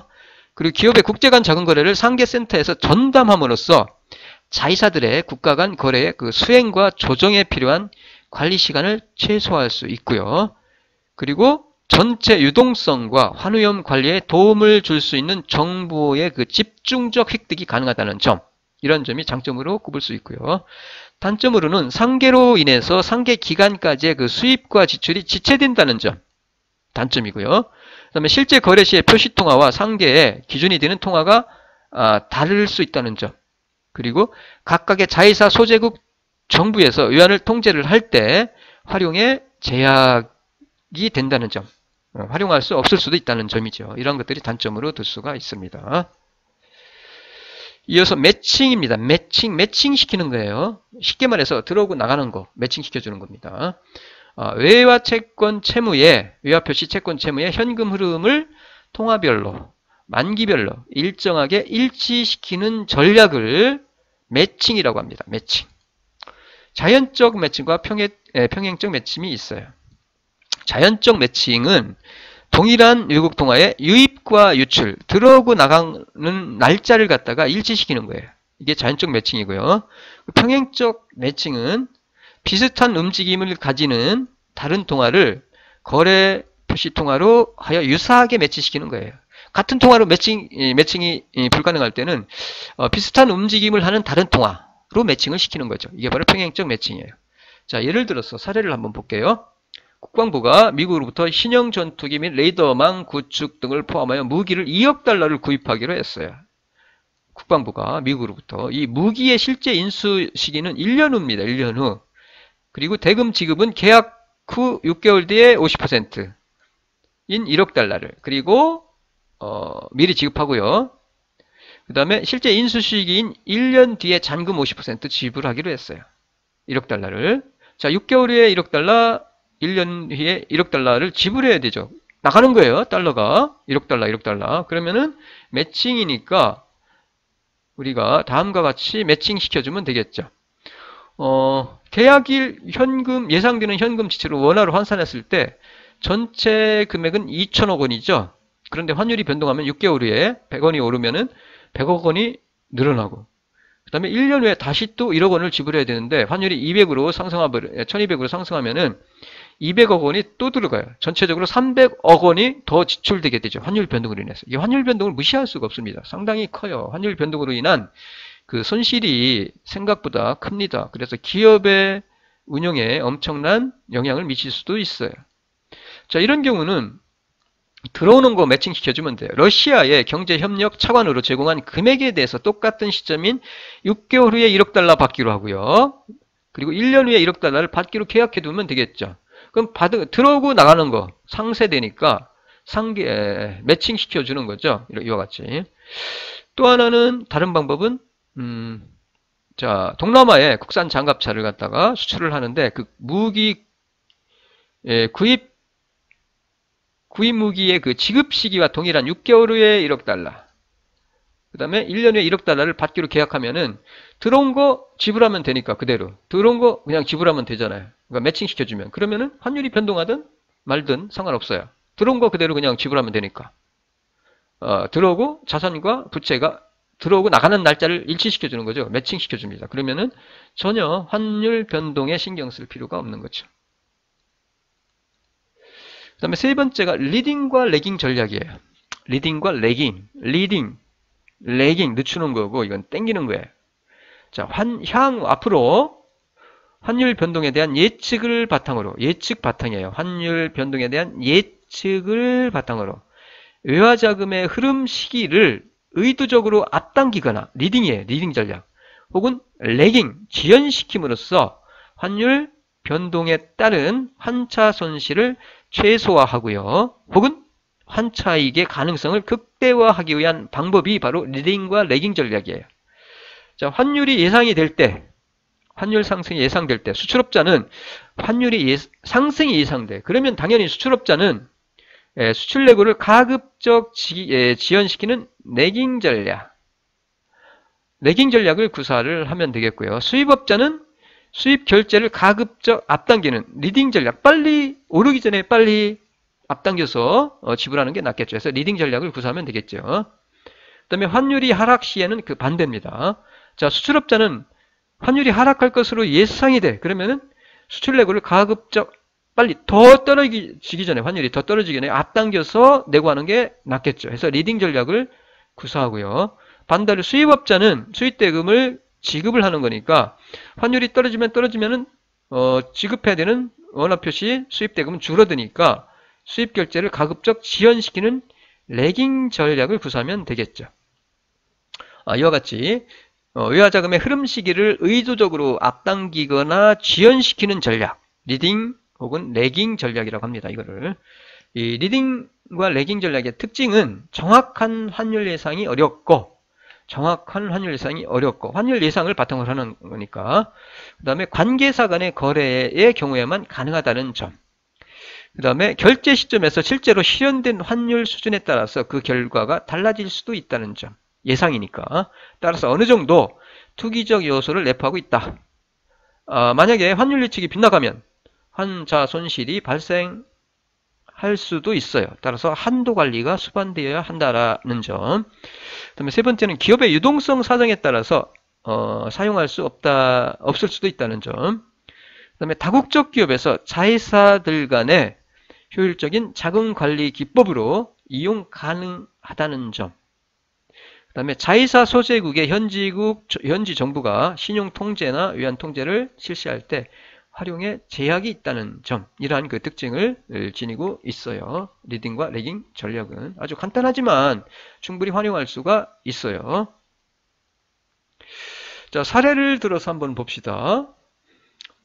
H자동차 회사는 미국 자회사로부터 2개월 후에 자동차 판매 대금으로서 10만 달러를 받을 게 있고요. 그리고 일본 자회사에 2개월 후에 정비센터의 건축 비용으로 10,000만엔을 지급 예정에 있다라고 합시다. 그러면 환율 변동이 예상이 다음과 같이 1개월 후, 2개월 후, 3개월 후 예상이 돼요. 달러가 지속적으로 오르네요. 그 다음에 엔도 올라요. 자, 이런 경우에 H자동차 회사는 받을 거 지불할 거죠. 오르는 거. 그러면은 당연히 해지를 하기 전에는 받을 거는 10만 달러니까 결국 3개월 후에 예상한 금액은 받는 게 1억 4천만, 2개월 후에 받게 되는 금액은 1달러 1,400원이니까 1억 4천만을 받죠. 그리고 지불해야 될 금액은 1,000만원이니까 1억 3천만을 지불하게 되죠. 그래서 결국 순수치 금액은 1,000만원이 됩니다. 받을 거 지불할 거 하면은. 해지 전에는 만약 해지를 하지 않게 되면, 그런데 이제 해지를 하는 거죠. 미국으로부터 대금 수출을 1개월 연기해요. 그러면은 수치 금액이 1억 4천만 원이 아니라 1억 4,500만 원을 받게 되죠. 이와 같이 이게 아니라 이게 되는 거고요. 그리고 일본에 대한 대금 지불은 앞당깁니다. 여기는 레깅, 여기는 리딩 전략이죠. 구사하는 거죠. 1개월 앞당겨서 지불하는 거예요. 일본에 대한 그 일본 자회사에 대한 대금 지불을 한 달 앞당기고 미국에 대한 지불은 연기하고 리딩 전략을 구사해서 하면은 그러면은 지불하는 금액이 1억 3천만 불이 아니라 1억 2천만 불로 줄어들죠. 1000만 달러 줄어들어요. 그래서 전체적으로 H자동차 본사가 수취하게 되는 금액은 1천만 원이 아니라 2,500만 원을 수취하게 되죠. 자, 해지 후에 받게 되는 금액은 2,500만 원으로 해지 전에 금액보다 1,500만 원 증가하죠. 이와 같이 리딩 혹은 레깅 전략을 통해서 환율 변동으로 인한 손실을 제거하고 그리고 이익을 증가할 수 있다라는 얘기입니다. 그래서 리딩, 레깅 전략. 그래서 네 번째는 자산 부채 종합 관리예요. 자산 부채 종합 관리. 환율 및 금리 전망에 따라서 기업이 보유하고 있는 자산과 부채 포지션을 조정을 함으로써 환 리스크와 금리 리스크를 최소화하는 방법이 바로 이 자산 부채 종합 관리예요. 다시 말해서 이 전략은 대차 대조표에 자산과 부채 항목을 조정하는 거예요. 자산과 부채 항목을 조정을 통해서 환 위험을 관리하는 전략이 바로 자산 부채 종합 관리예요. 예를 들어서 향후 기업이 보유하고 있는 자산과 부채의 통화가 강세 통화로 예상될 때, 자, 자산 포지션은 늘리는 거고요. 그 다음에 부채 포지션을 줄임으로써 환차익을 실현할 수 있겠죠.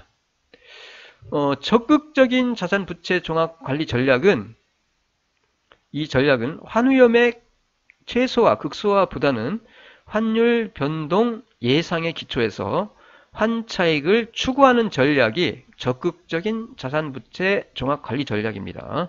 하지만 예상이 반대로 움직이면 오히려 환차손이 초래될 수도 있어요. 환차손이 초래될 수도 있어요.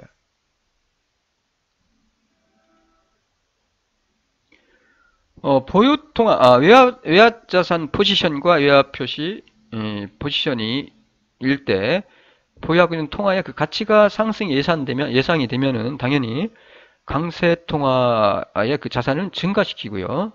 그리고 당연히 가치가 하락할 것으로 예상이 되면 외화표시 자산의 그 포지션을 보유통화의 가치가 하락이 예상되면 축소시키는 거고요.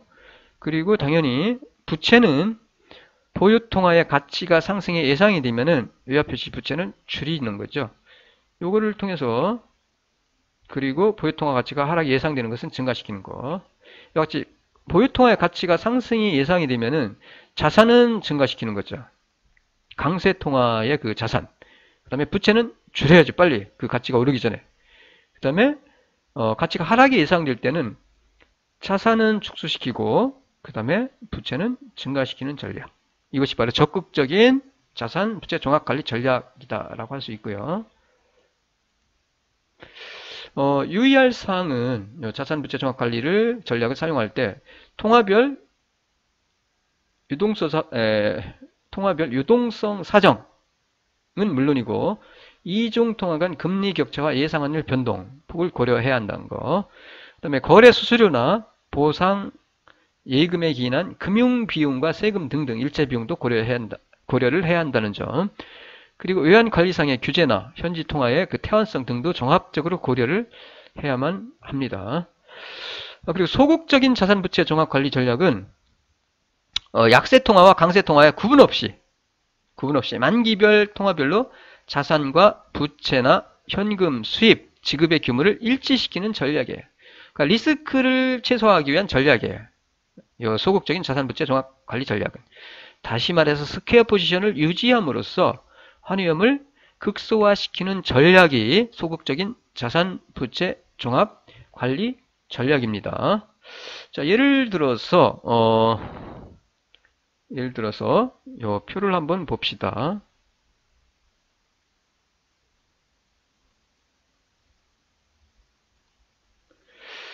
재무제표를 보시면은 대차대표를 전체 계정이 이와 같이 자산이 있는데 외화표시 현금이죠. 달러. 그 다음에 외상매출금 달러 표시. 노출되어 있습니다. 이게 지금 환율이 변동하면 요 외화 표시 자산은 가치가 변동하니까. 그래서 환노출 자산계는 1,500만 달러고요. 그 다음에 부채는 외상 매입금 400, 그 다음에 단기 차입금이 300만 달러, 그 다음에 고정부채가 400만 달러가 있네요.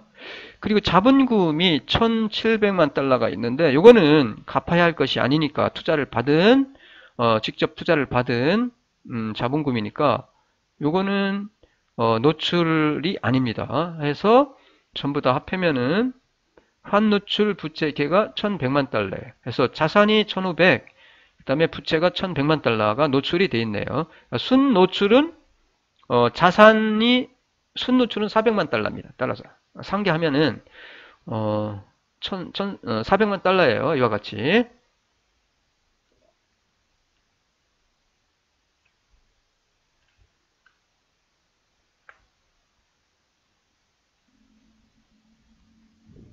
자, 이와 같이 순노출 자산은 400만 달러죠. 400만 달러. 환노출 자산의 금액은 900원으로, 그래서 환율을 900원으로 계산을 하면은 36억 원이 지금 노출되어 있어요.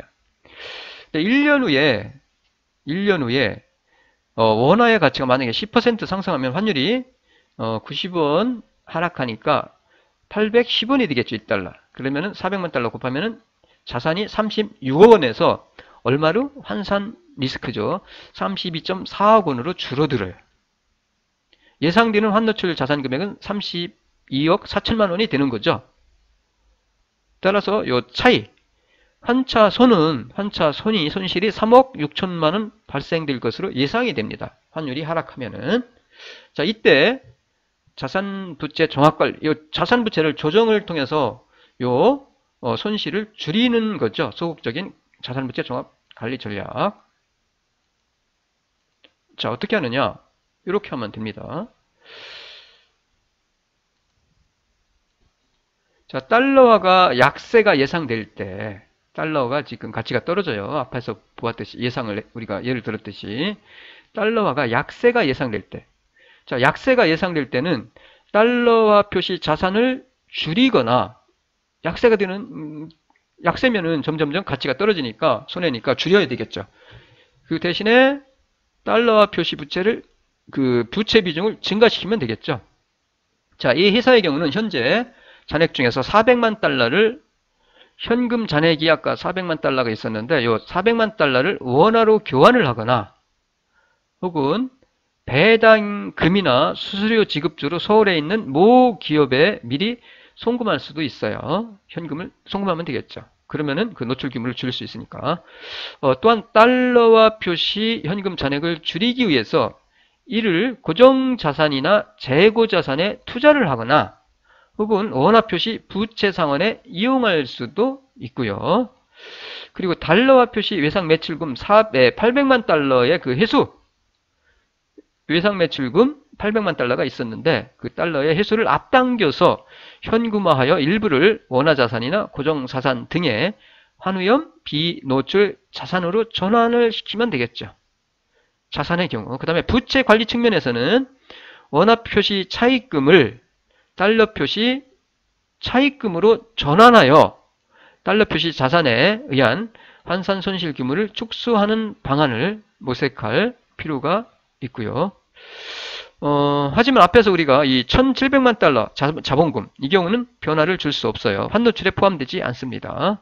어쨌든 이와 같이 달러가 약세가 예상될 때는 자산을 감소시키거나 달러화 표시 부채 비중을 증가시킴으로써, 즉 스퀘어 포지션 상태로 가져감으로써 달러 환율 변동으로 인한 환산 리스크, 환율 리스크를 최소화하는, 제거하는 방법이 바로 자산 부채 종합 관리 전략이다라는 것 이해하시면 될 것 같고요.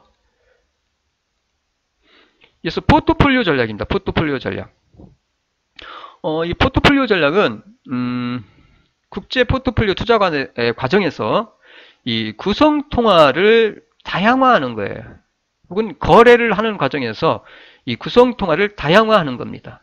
우리가 투자를 하거나 혹은 우리가 수출입을 하거나 할 때 그 구성통화를 다양화하는 거예요. 다양하게 구성을 하는 거죠. 그를 통해서 환율 변동으로 인해서 초래될 수 있는 환산 및 거래 위험을 분산시키는 것이 바로 포트폴리오 전략이에요. 그러니까 여러 가지 통화의 그 환위험에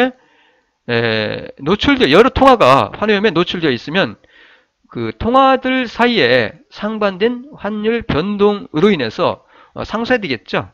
어떤 통화는 가치가 상승하고 어떤 통화는 가치가 하락하면 이게 상쇄가 되니까 이런 그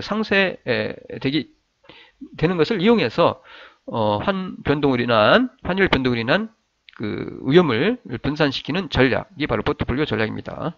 이 전략은 환율이 변동하는 외국 통화의 수가 많을수록 그리고 이들 간의 환율 변동의 상관관계가 낮을수록 전체적인 환위험의 그 회피는 보다 쉬워진다라고 할 수가 있겠습니다. 이어서 결제통화 조정 전략입니다.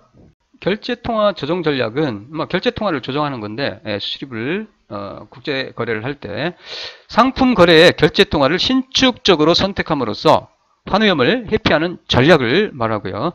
적극적인 전략은 수출의 경우에는 결제 표시 통화를 강세 예상 통화로 하고요. 그리고 수입의 경우에는 약세가 예상되는 통화로 거래 계약을 체결하는 거죠. 하지만 이 경우에 약세 통화와 강세 통화가 역정될 가능성도 있어요. 예상이 빗나갈 수도 있다는 얘기죠. 그때는 손실을 입을 수도 있어요. 근데 소극적인 전략은 모든 수출과 수입 거래를 통화의 강약의 구분 없이 모국 통화로 표시하는 전략이죠. 모국 통화로 표시할 수만 있으면 좋겠죠. 하지만 국제 원화의 경우는 국제 통화가 아니기 때문에 모국 통화, 우리나라 통화로 표시할 수 없어요. 어쨌든 가능하다면 할 수도 있겠죠. 하지만 이 결제 통화를 수시로 바꾸는 이것은 고객들이 원하지 않고요. 그리고 신용이 상실될 수도 있어요. 또한 원화는 아직 국제 통화가 충분히 이루어지지 않았기 때문에 국제 무역 거래에서 원화 표시를 함으로써 환위험을 거래 상대방에게 전가시키기는 어렵다는 점. 그래서 전통적으로 무역거래에서 미국 달러화 표시의 비율이 관행적으로 높은 수준을 유지해 왔다라고 할 수가 있고요. 자, 사례를 가지고 한번 우리가 보도록 합시다. 사례. 이 경우는 모기업인 주식회사 동의가 미국 및 일본을 공략하기 위해서 미국 및 일본 내에 자회사를 설립을 했고요. 이들 간의 거래의 경우를 한번 예를 들어봅시다. 3개월 후에 주 동의는 미국 자회사의 수입대금 100만 달러를 지불을 해야 되고요. 그리고 일본 자회사로부터 1억엔을 지급받을 게 있어요. 일본 자회사는 그리고 미국 자회사의 수입대금으로 100만 달러를 지불 예정이고요. 이와 같은 관계에 있는 경우.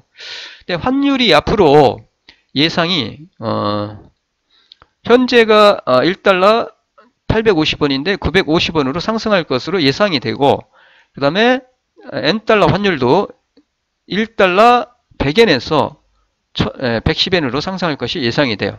하지만 원엔은 환율 수준이 그대로 유지될 것으로 예상이 됩니다. 그러면 이 경우에 환율이 이와 같이 변동하게 되면 주식회사 동의는 8억 5천만 eng. 자, 1억 엔은 8억 5천만 eng이죠. 를 수취하게 되죠. 8억 5천만 원을 수취를 하고요. 그 원화로 환산하면, 그리고 9억 5천만 원을 지불하게 되겠죠. 원입니다. 이거 원. 그러면은 원래 예상했던 것보다, 원래는 8억 5천만인데 현재 환율이 8억 5천만 원을 받아서 8억 5천만 원을 지불할 것으로 예상을 했는데 환율 변동으로 인해서 1억 원을 추가 부담하게 됩니다. 그리고 일본 자회사도 9억 5천만 원을 지불하게 되죠. 환율이 변동하지 달러로 환산했을 때 8억 5천만 원인데 환율 상승으로 인해서 9억 5천만 원을 지불해야 되니까 1억 원 추가 부담하게 돼요. 자, 동의도 1억 원 추가 부담하게 되고, 그 다음에 일본 자회사도 8억 5천만 원이 아니라 9억 5천만 원을 지불해야 되니까 1억 원 추가 부담하게 되죠. 동의도. 자, 1억 원 추가 부담해야 되고, 주 본사도, 그리고 일본 자회사도 1억 원 추가 부담을 해야만 하죠. 만약에 아무런 조치를 취하지 않으면. 자, 그러면 이 상태에서 결제 통화를 조정을 통해서 이러한 그 리스크를 줄일 수 있게 된다는 얘기죠. 자, 한번 볼게요. 어떻게? 이렇게 하면 되죠. 수입 대금을 달러 지급을 요 대금을 갖다가 엔화로 결제 통화를 달러를 N으로 조정하는 겁니다. 환율 변동이 심하지 않은 수입 대금, 요 대금을 지급을 일본 N으로 조정하는 거예요. 결제 통화를. 자, 주 동의를 조정을 하게 되면은 주식회사 본사는 8억 5천만 N을 수취해서 8억 5천만 엔 수취해서, 자, 8억 5천만 엔이니까 3개월 후에 8억 5천만 엔 지불을 하면 되겠죠. 그리고 일본 자회사도 마찬가지로 8억 5천만 엔, 원래 예상했던 그 8억 5천만 엔 원을, 이게 원이네, 원.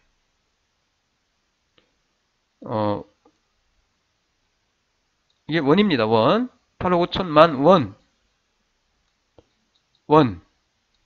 8억 5천만 원 받아서 8억 5천만 원 지불하면 돼요. 그리고 일본 자회사도 원래 생각했던 대로 8억 5천만 원을 지불하면 되겠죠. 자, 이와 같이 결제 통화를 달러를 갖다 N으로 조정함으로써 3개월 후에 동의는 지급 및 수취해야 할 외화 금액이 같아져서 아무런 환유 위험이 발생하지 않게 되고요. 일본 자회사도 당초에 예상했던 100만 엔, 즉 8억 5천만 원을 내 금액을 지급할 수 있게 되죠. 따라서 달러화의 급격한 변화에도 불구하고 환유 위험을 완전히 제거할 수 있게 된다는 점. 이와 같이 결제 통화를 조정함으로써 환 위험을 제거, 회피할 수 있다라고 할 수가 있겠습니다. 이어서 재송장 전략입니다. 재송장 전략. 환위험 관리를 위해서 별도 법인을 설립을 합니다. 별도 법인, 재송장 센터, 별도 법인을 설립하여 본사와 지사 간 이종 통화 표시 채권 채무를 이 센터와의 그 단일 통화 거래로 단순화한 후에 이 센터 내에서 환위험을 관리하는 전략을 재송장 전략이라고 합니다. 해외 제조회사는 판매 자회사 앞으로 송장을 발송을 해요. 일반적으로. 하지만 재송장 제도 하에서는 송장을 직접 판매 자회사로 발송하지 않고 재송장 센터로 보냅니다. 리인보이싱 센터로 보내고요. 그리고 재송장 센터는 이 송장을 판매 자회사가 원하는 통화 표시로 재발송해요.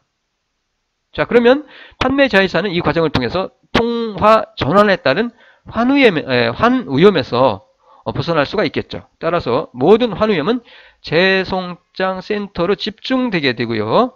재송장 발행회사는 별도의 법인체로 일반적으로 세율이 낮은 저세율 텍스 헤이븐에서 보통 활동을 합니다. 자, 예를 들어서 어느 다국적 기업이 말레이시아와 중국의 해외 제조회사를 두고 있고요. 그리고 판매회사는 일본, 영국, 프랑스에 판매 자회사를 두고 있어요. 그래서 해외 제조회사의 그 제품을 주로 수입하여 판매를 하고 있고요. 이 경우에 제조회사인 말레이시아, 중국의 자회사들은 기축통화인 달러화로 자금 결제를 원해요. 그런데 요 일본, 영국, 프랑스에 있는 판매회사는 그 현지 통화로 결제를 원합니다. 자, 그러면은 통화 전환에 따른 환위험을 부담하지 않기 위해서 이와 같이 원하는 거죠. 그럼 재송장 센터를 두고 재송장 센터를 통해서 송장을 갖다가 재발행하는 거죠. N 현지 통화로. 제조회사에 대해서는 제조회사가 원하는 대로 송장을 발행을 하고요. 자, 이런 과정을 통해서 통화 환전, 전환에 따른 환위험을 부담하지 않을 수 있게 되는 거죠. 자, 이와 같은 경우 조세 피처인 벨기에의 재송장 센터를 설치를 하고요. 말레이시아, 중국과는 미국 달러로 결제를 하고, 일본, 영국, 프랑스 자회사와는 각각의 일본 엔화, 파운드와 유로로 결제를 하도록 통장을 운영하는 거죠. 자, 이러한 과정을 통하면 모든 환우염은 재송장 센터로 집중이 되고요. 다른 제조 회사와 판매 자회사는 모든 환우염에서 벗어날 수 있게 된다는 점. 벗어날 수 있게 되는 거죠. 그래서 재송장 전략의 장점으로는 개별적인 환우염 관리 업무에서 나타날 수 있는 관리 전략이 서로 상의해서 나타나는 문제점을 해결할 수 있다는 점. 그리고 비전문가에 의한 환우염 관리의 그 비효율성을 전문화할 수 있다는 그런 장점이 있어요. 그 다음에 이어서 환차손 준비금 전략을 들 수가 있습니다. 환차손 준비금은 말 그대로 요 준비금을 준비해 두는 거예요. 환차손에 대비해서. 자, 환차손 준비금은 장래에 환차손 발생에 대비하여 영업이익의 일부를 환차손 준비금으로 적립하는 전략이죠. 장점은 환우염의 회피를 위한 별도의 현금 비용을 부담하지 않는다는 점.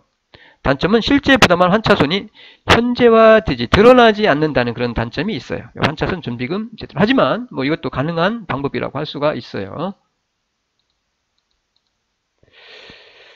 이어서 대내적인 장기 관리 방법입니다. 대내적인 단기 관리 방법에 대해서 설명을 드렸고, 이어서 대내적인 그 장기 관리 방법에 대해서 살펴보도록 할게요. 환우염은 크게 앞에서 말씀을 드렸듯이 환산 환우염, 거래 환우염, 그 다음에 영업 환우염, 이거는 경제적 환우염이라고도 하고요. 환산 환우염은 그리고 거래 환우염은 단기적인 성격이 있어요. 이거는. 근데 영업 환우염, 요 경제적 환우염은 장기적이에요. 보다 장기적이고 구조적인 성격을 지닙니다. 이거는. 따라서 환우염 관리 전략도 환산 환우염과 거래 환우염에는 단기적인 관리 전략을 사용할 수 있지만, 요 경제적 환우염, 경제적으로 노출되어 있는 경제적 환우염, 영업 환우염은 영업 리스크는 장기적이고 구조적인 관리 전략으로 대응해야 한다라는 겁니다. 이 경제적 노출, 영업 환우염, 영업 리스크를 관리하기 위해서는 기업 전체 차원의 장기 계획하에서 마케팅 관리, 생산 관리, 인사 조직 관리 등과 효과적으로 연계해서 관리할 필요가 있다라고 할 수 있겠습니다.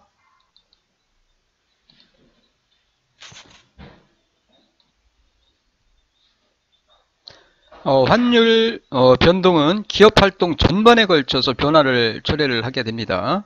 따라서 기업의 경쟁력에 영향을 미치게 되고요. 따라서 환율 변동은 기업이 장기 경영 전략을 수립할 때 반드시 고려해야 할 요소이고요. 경제적 노출, 영업 리스크의 그 관리를 위해서는 환율 변동과 경쟁력 간의 다음과 같은 그 특성이 장기 전략에 반영이 되어야 합니다.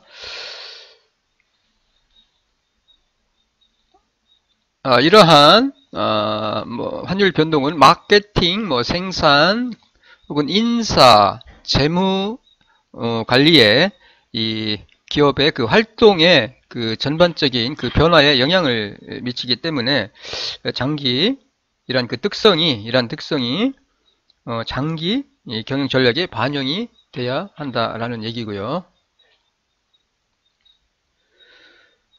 예를 들어서 이 해외 생산 한 해치 잘못해서 엄청납니다. 사실은 보시면은 그 기업의 손실이 환율이 예를 들어서 현대기아차 매출이 환율이 10원 떨어질 때마다 2천억, 1원 떨어질 때마다 200억 원이 감소한다는 얘기예요.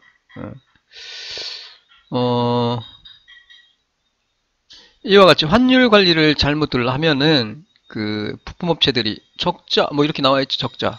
관리 잘못하면은 사실 이와 같이 적자, 오히려 열심히 물건 만들어서 판매를 했는데 적자가 날 수도 있다는 얘기예요. 그래서 경쟁력 확보 차원에서 장기적인 경영 전략 하에서 환율 관리를 외환 리스크 관리를 해야 된다라고 할 수 있고요. 우선 환율 변동은 장기 경영 전략 시에 그 수립 시에 장기 전략으로서 경영 전략 수립 시에 고려해야 할 그 사항들은 환율 변동은 모든 기업에게 동일하지만 기업 간 경쟁 상태나 경쟁 전략에 따라서 이 경제적 노출, 영업 리스크는 다르게 나타날 수가 있어요. 경쟁 기업 간에도 노동시장, 원자재 시장, 생산 입지, 기술 및 경영 수준 혹은 판매 시장 등에서 차이가 있고요. 그리고 경쟁 전략도 다르기 때문에 동일한 환율 변동에 대해서도 기업에 따라서 그 유리 혹은 불리를 받아들이는 정도가 다르다라고 할 수가 있고요. 따라서 기업이 직면하는 이 영업 리스크를 특정한 원자재 시장이나 판매 시장을 대상으로 파악하기보다는 기업의 그 경쟁 환경을 전반적으로 분석을 통해서 파악을 해야 한다라고 할 수가 있겠습니다. 네, 또한 동일한 산업에 속해 있다고 해서 모든 기업이 동일한 환후염 관리 전략을 구사해야 할 필요는 없고요. 앞에서 살펴봤듯이 각 기업마다 직면하는 경쟁 환경이 다르고 그리고 경쟁 전략도 다르기 때문에 동일한 환후형 관리 전략을 구사할 필요는 없다라고 할 수가 있고요. 그렇지만 동일한 산업에 속한 기업 간에는 공통적 요소가 많아요. 따라서 다른 기업의 환후염 관리 전략을 수집, 분석하고 자기 기업에 적합한 전략을 구축해 나갈 필요는 있다라고 할 수가 있고요.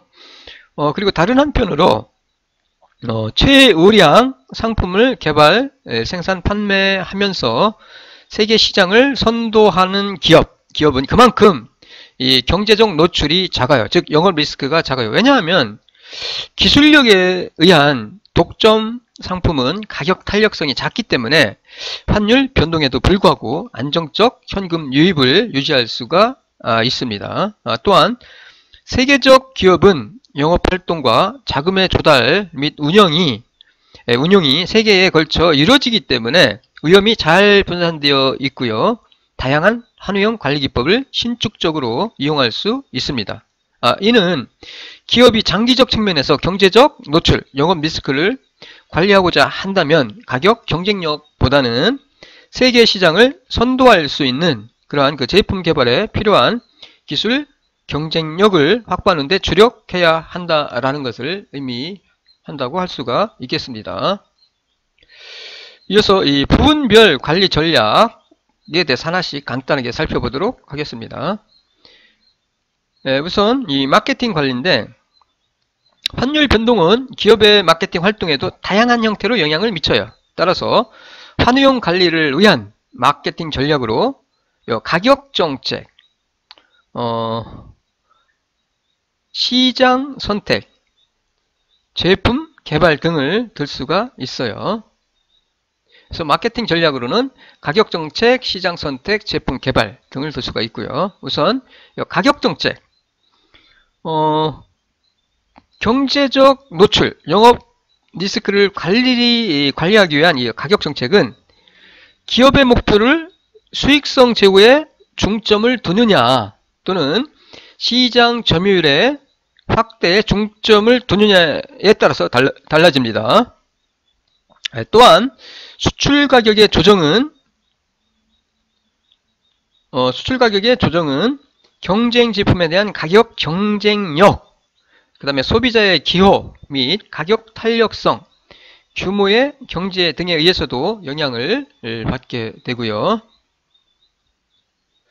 예를 들어서 자국 통화가 절상됐을 때, 즉 환율이 하락할 때는 자국 통화 표시 수출 대금을 감소시키게 되죠. 따라서 수출 가격의 상승 요인으로 작용을 합니다. 이때 기업이 목표를 수익성 제고에 중점을 둔다면은 환율의 그 변동분을 최대한 가격에 반영하려고 할 거고요. 시장 점유율의 확대에 중점을 둔다면 이윤폭을 줄이더라도 가격 인상을 억제하고자 할 겁니다. 반면에 자국 통화가 절하될 때, 즉 환율이 상승할 때는 수출 기업으로 하여금 수출 가격을 낮추고 시장 점유율도 확대할 수 있는 기회를 제공하게 되죠. 만약에 수요의 가격 탄력성이 크고 규모의 경제도 있다면 수출 가격의 인하를 통해서 시장 점유율도 높이고 수익성도 제고할 수 있겠죠.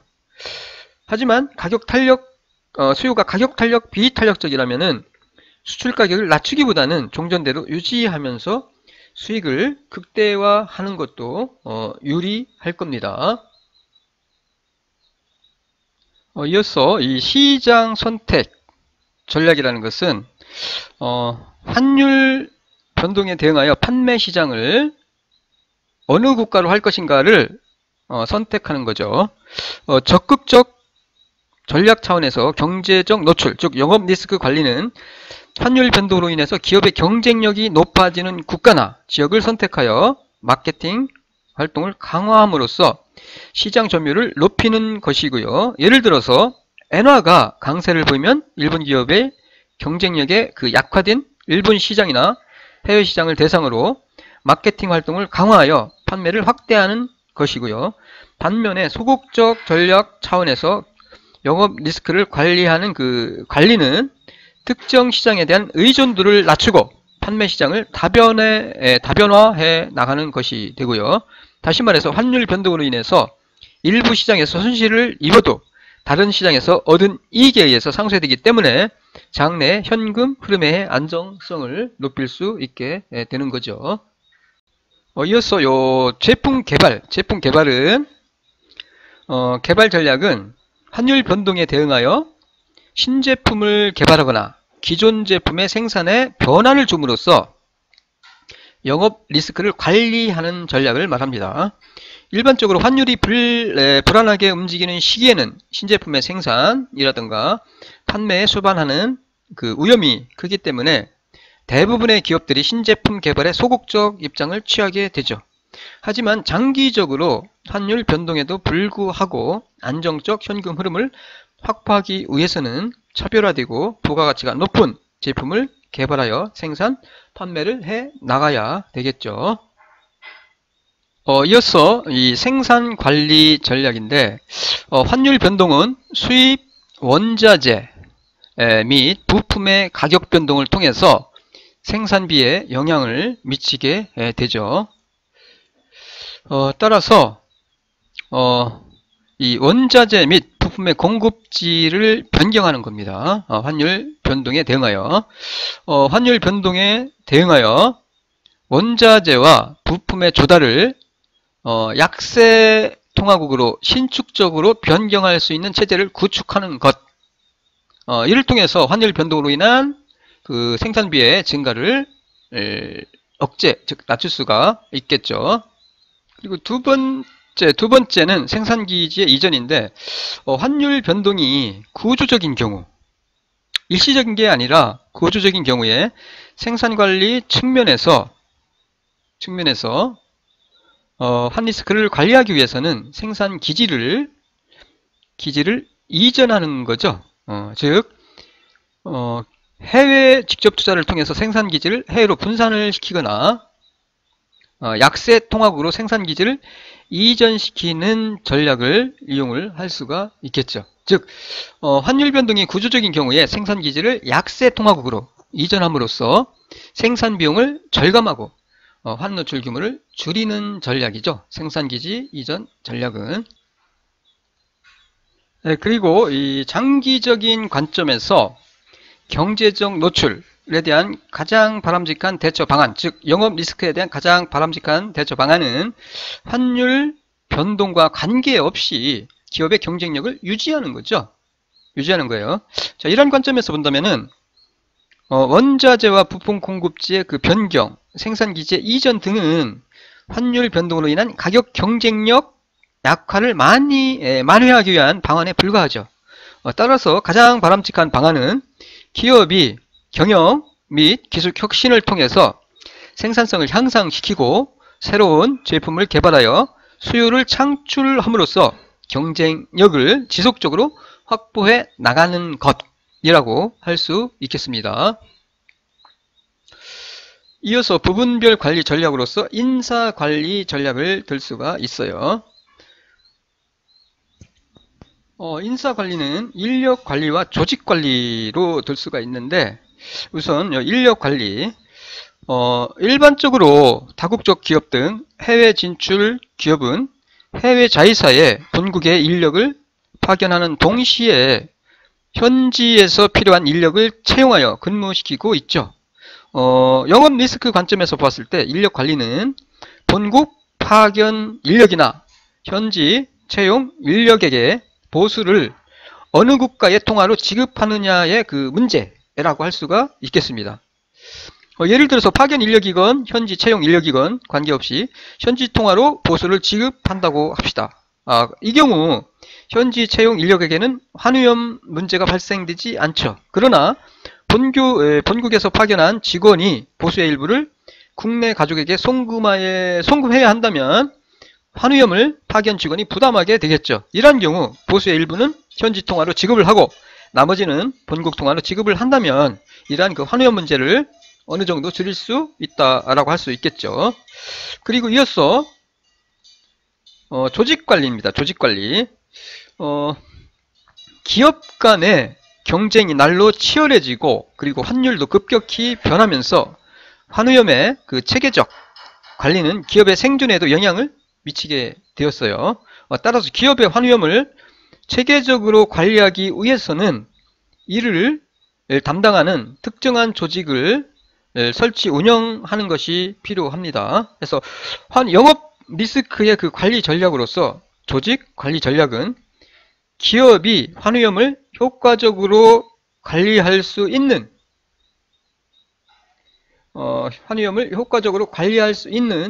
적절한 조직의 구축이 필요하다라고 할 수가 있겠습니다. 환위험 관리 전략을 수행하기 위해서 갖춰야 하는 그 조직은 환위험 관리 전략의 그 사용 형태에 따라서 달라집니다. 자, 일반적으로 환위험이 효율적으로 관리되기 위해서는 관리 기능이 종횡으로 연계되는 동시에 집중적으로 이루어져야 합니다. 환위험 관리 조직은 집중적 관리 방식과 분산식 관리 방식, 그 양자를 결합한 절충식 방식으로 나눌 수가 있고요. 이 중에서 어느 방식이 우수하다고 할 수는 없고요. 기업이 처한 상황과 환율 변동에 따라서 달라집니다. 예를 들어서 외환거래가 어느 한 국가와 집중적으로 이루어지고 환율 변동이 크지 않다라고 하면은 추가 비용을 들이지 않는 분산식 관리 방식이 효과적일 거고요. 반면에 외환거래가 다양하고 환율 변동이 심하다라고 하면은 별도의 그 관리 조직을 설치하여 집중적으로 관리하는 것이 유리하다라고 할 수가 있겠습니다. 하지만 최근에 기업의 국제화가 급격히 진전되고 있고요. 환율 예측이 어려워지고 있는 현실을 생각했을 때 집중적 관리 조직을 설치하여 내 외부적인 관리 전략을 적절히 사용하는 것이 바람직하다고 할 수가 있겠습니다. 마지막으로 재무관리 부분별 관리 전략에서 재무관리 다시 말씀드려서 자금의 조달이나 그 운용을 다변화하는 것을 재무관리 측면에서 우리가 살펴볼 수 있는데 재무관리 측면에서 경제적 노출 다시 말씀드려서 영업 리스크는 우리가 앞에서 다뤘던 다양한 내부적 관리 기법과 앞으로 다룰 선물한 거래나 스왑 금융 등등 외부적 기법을 원용하여 우리가 관리를 할 수가 있습니다. 하지만 이 경제적 노출, 영업 리스크는 장래의 환율 변동을 예측하여 관리해야 하기 때문에 환산 및 거래 노출보다 관리하기가 훨씬 어렵습니다. 장기적 재무관리 측면에서 경제적 노출, 즉 영업 리스크를 관리하기 위해서는 일반적으로 사용되는 전략이 자금의 조달 및 운용을 다변화하는 그 소극적 전략이라고 할 수 있고요. 예를 들어서 자금 조달을 분산시키면은 차입 통화의 구성과 영업 활동에서 유입되는 통화의 구성을 매칭을 시킴으로써 통화 불일치에 따른 경제적 노출, 즉 영업 리스크를 줄일 수가 있어요. 또한 포트폴리오를 구성할 때 통화를 다양하게 구성함으로써 예측하지 못한 환율 변동에서 오는 영업 리스크를 어느 정도 중화시킬 수가 있습니다. 하지만 이러한 그 자금 조달 및 운용의 다변화 전략은 환율 예측을 통한 차익 거래나 투기 거래에서 얻을 수 있는 그러한 이익을 포기해야만 하는 그런 단점이 있고요. 또한 자금을 거액으로 조달 및 운용하는 데서 얻을 수 있는 그러한 그 비용 절감 효과도 상실하게 된다는 점을 들 수가 있겠습니다. 이상으로 우리가 내부적 외환리스크의 그 내부적 관리 방법에 대해서 설명을 드렸고요. 단기적인 방법 그리고 장기적인 내부적 관리 방법에 대해서 살펴봤습니다. 이후에 다음 강의에서는 외환리스크 관리 방법 중에서 외부적인 관리 방법에 대해서 살펴보도록 하겠습니다. 오늘 수고 많았습니다. 마칠게요.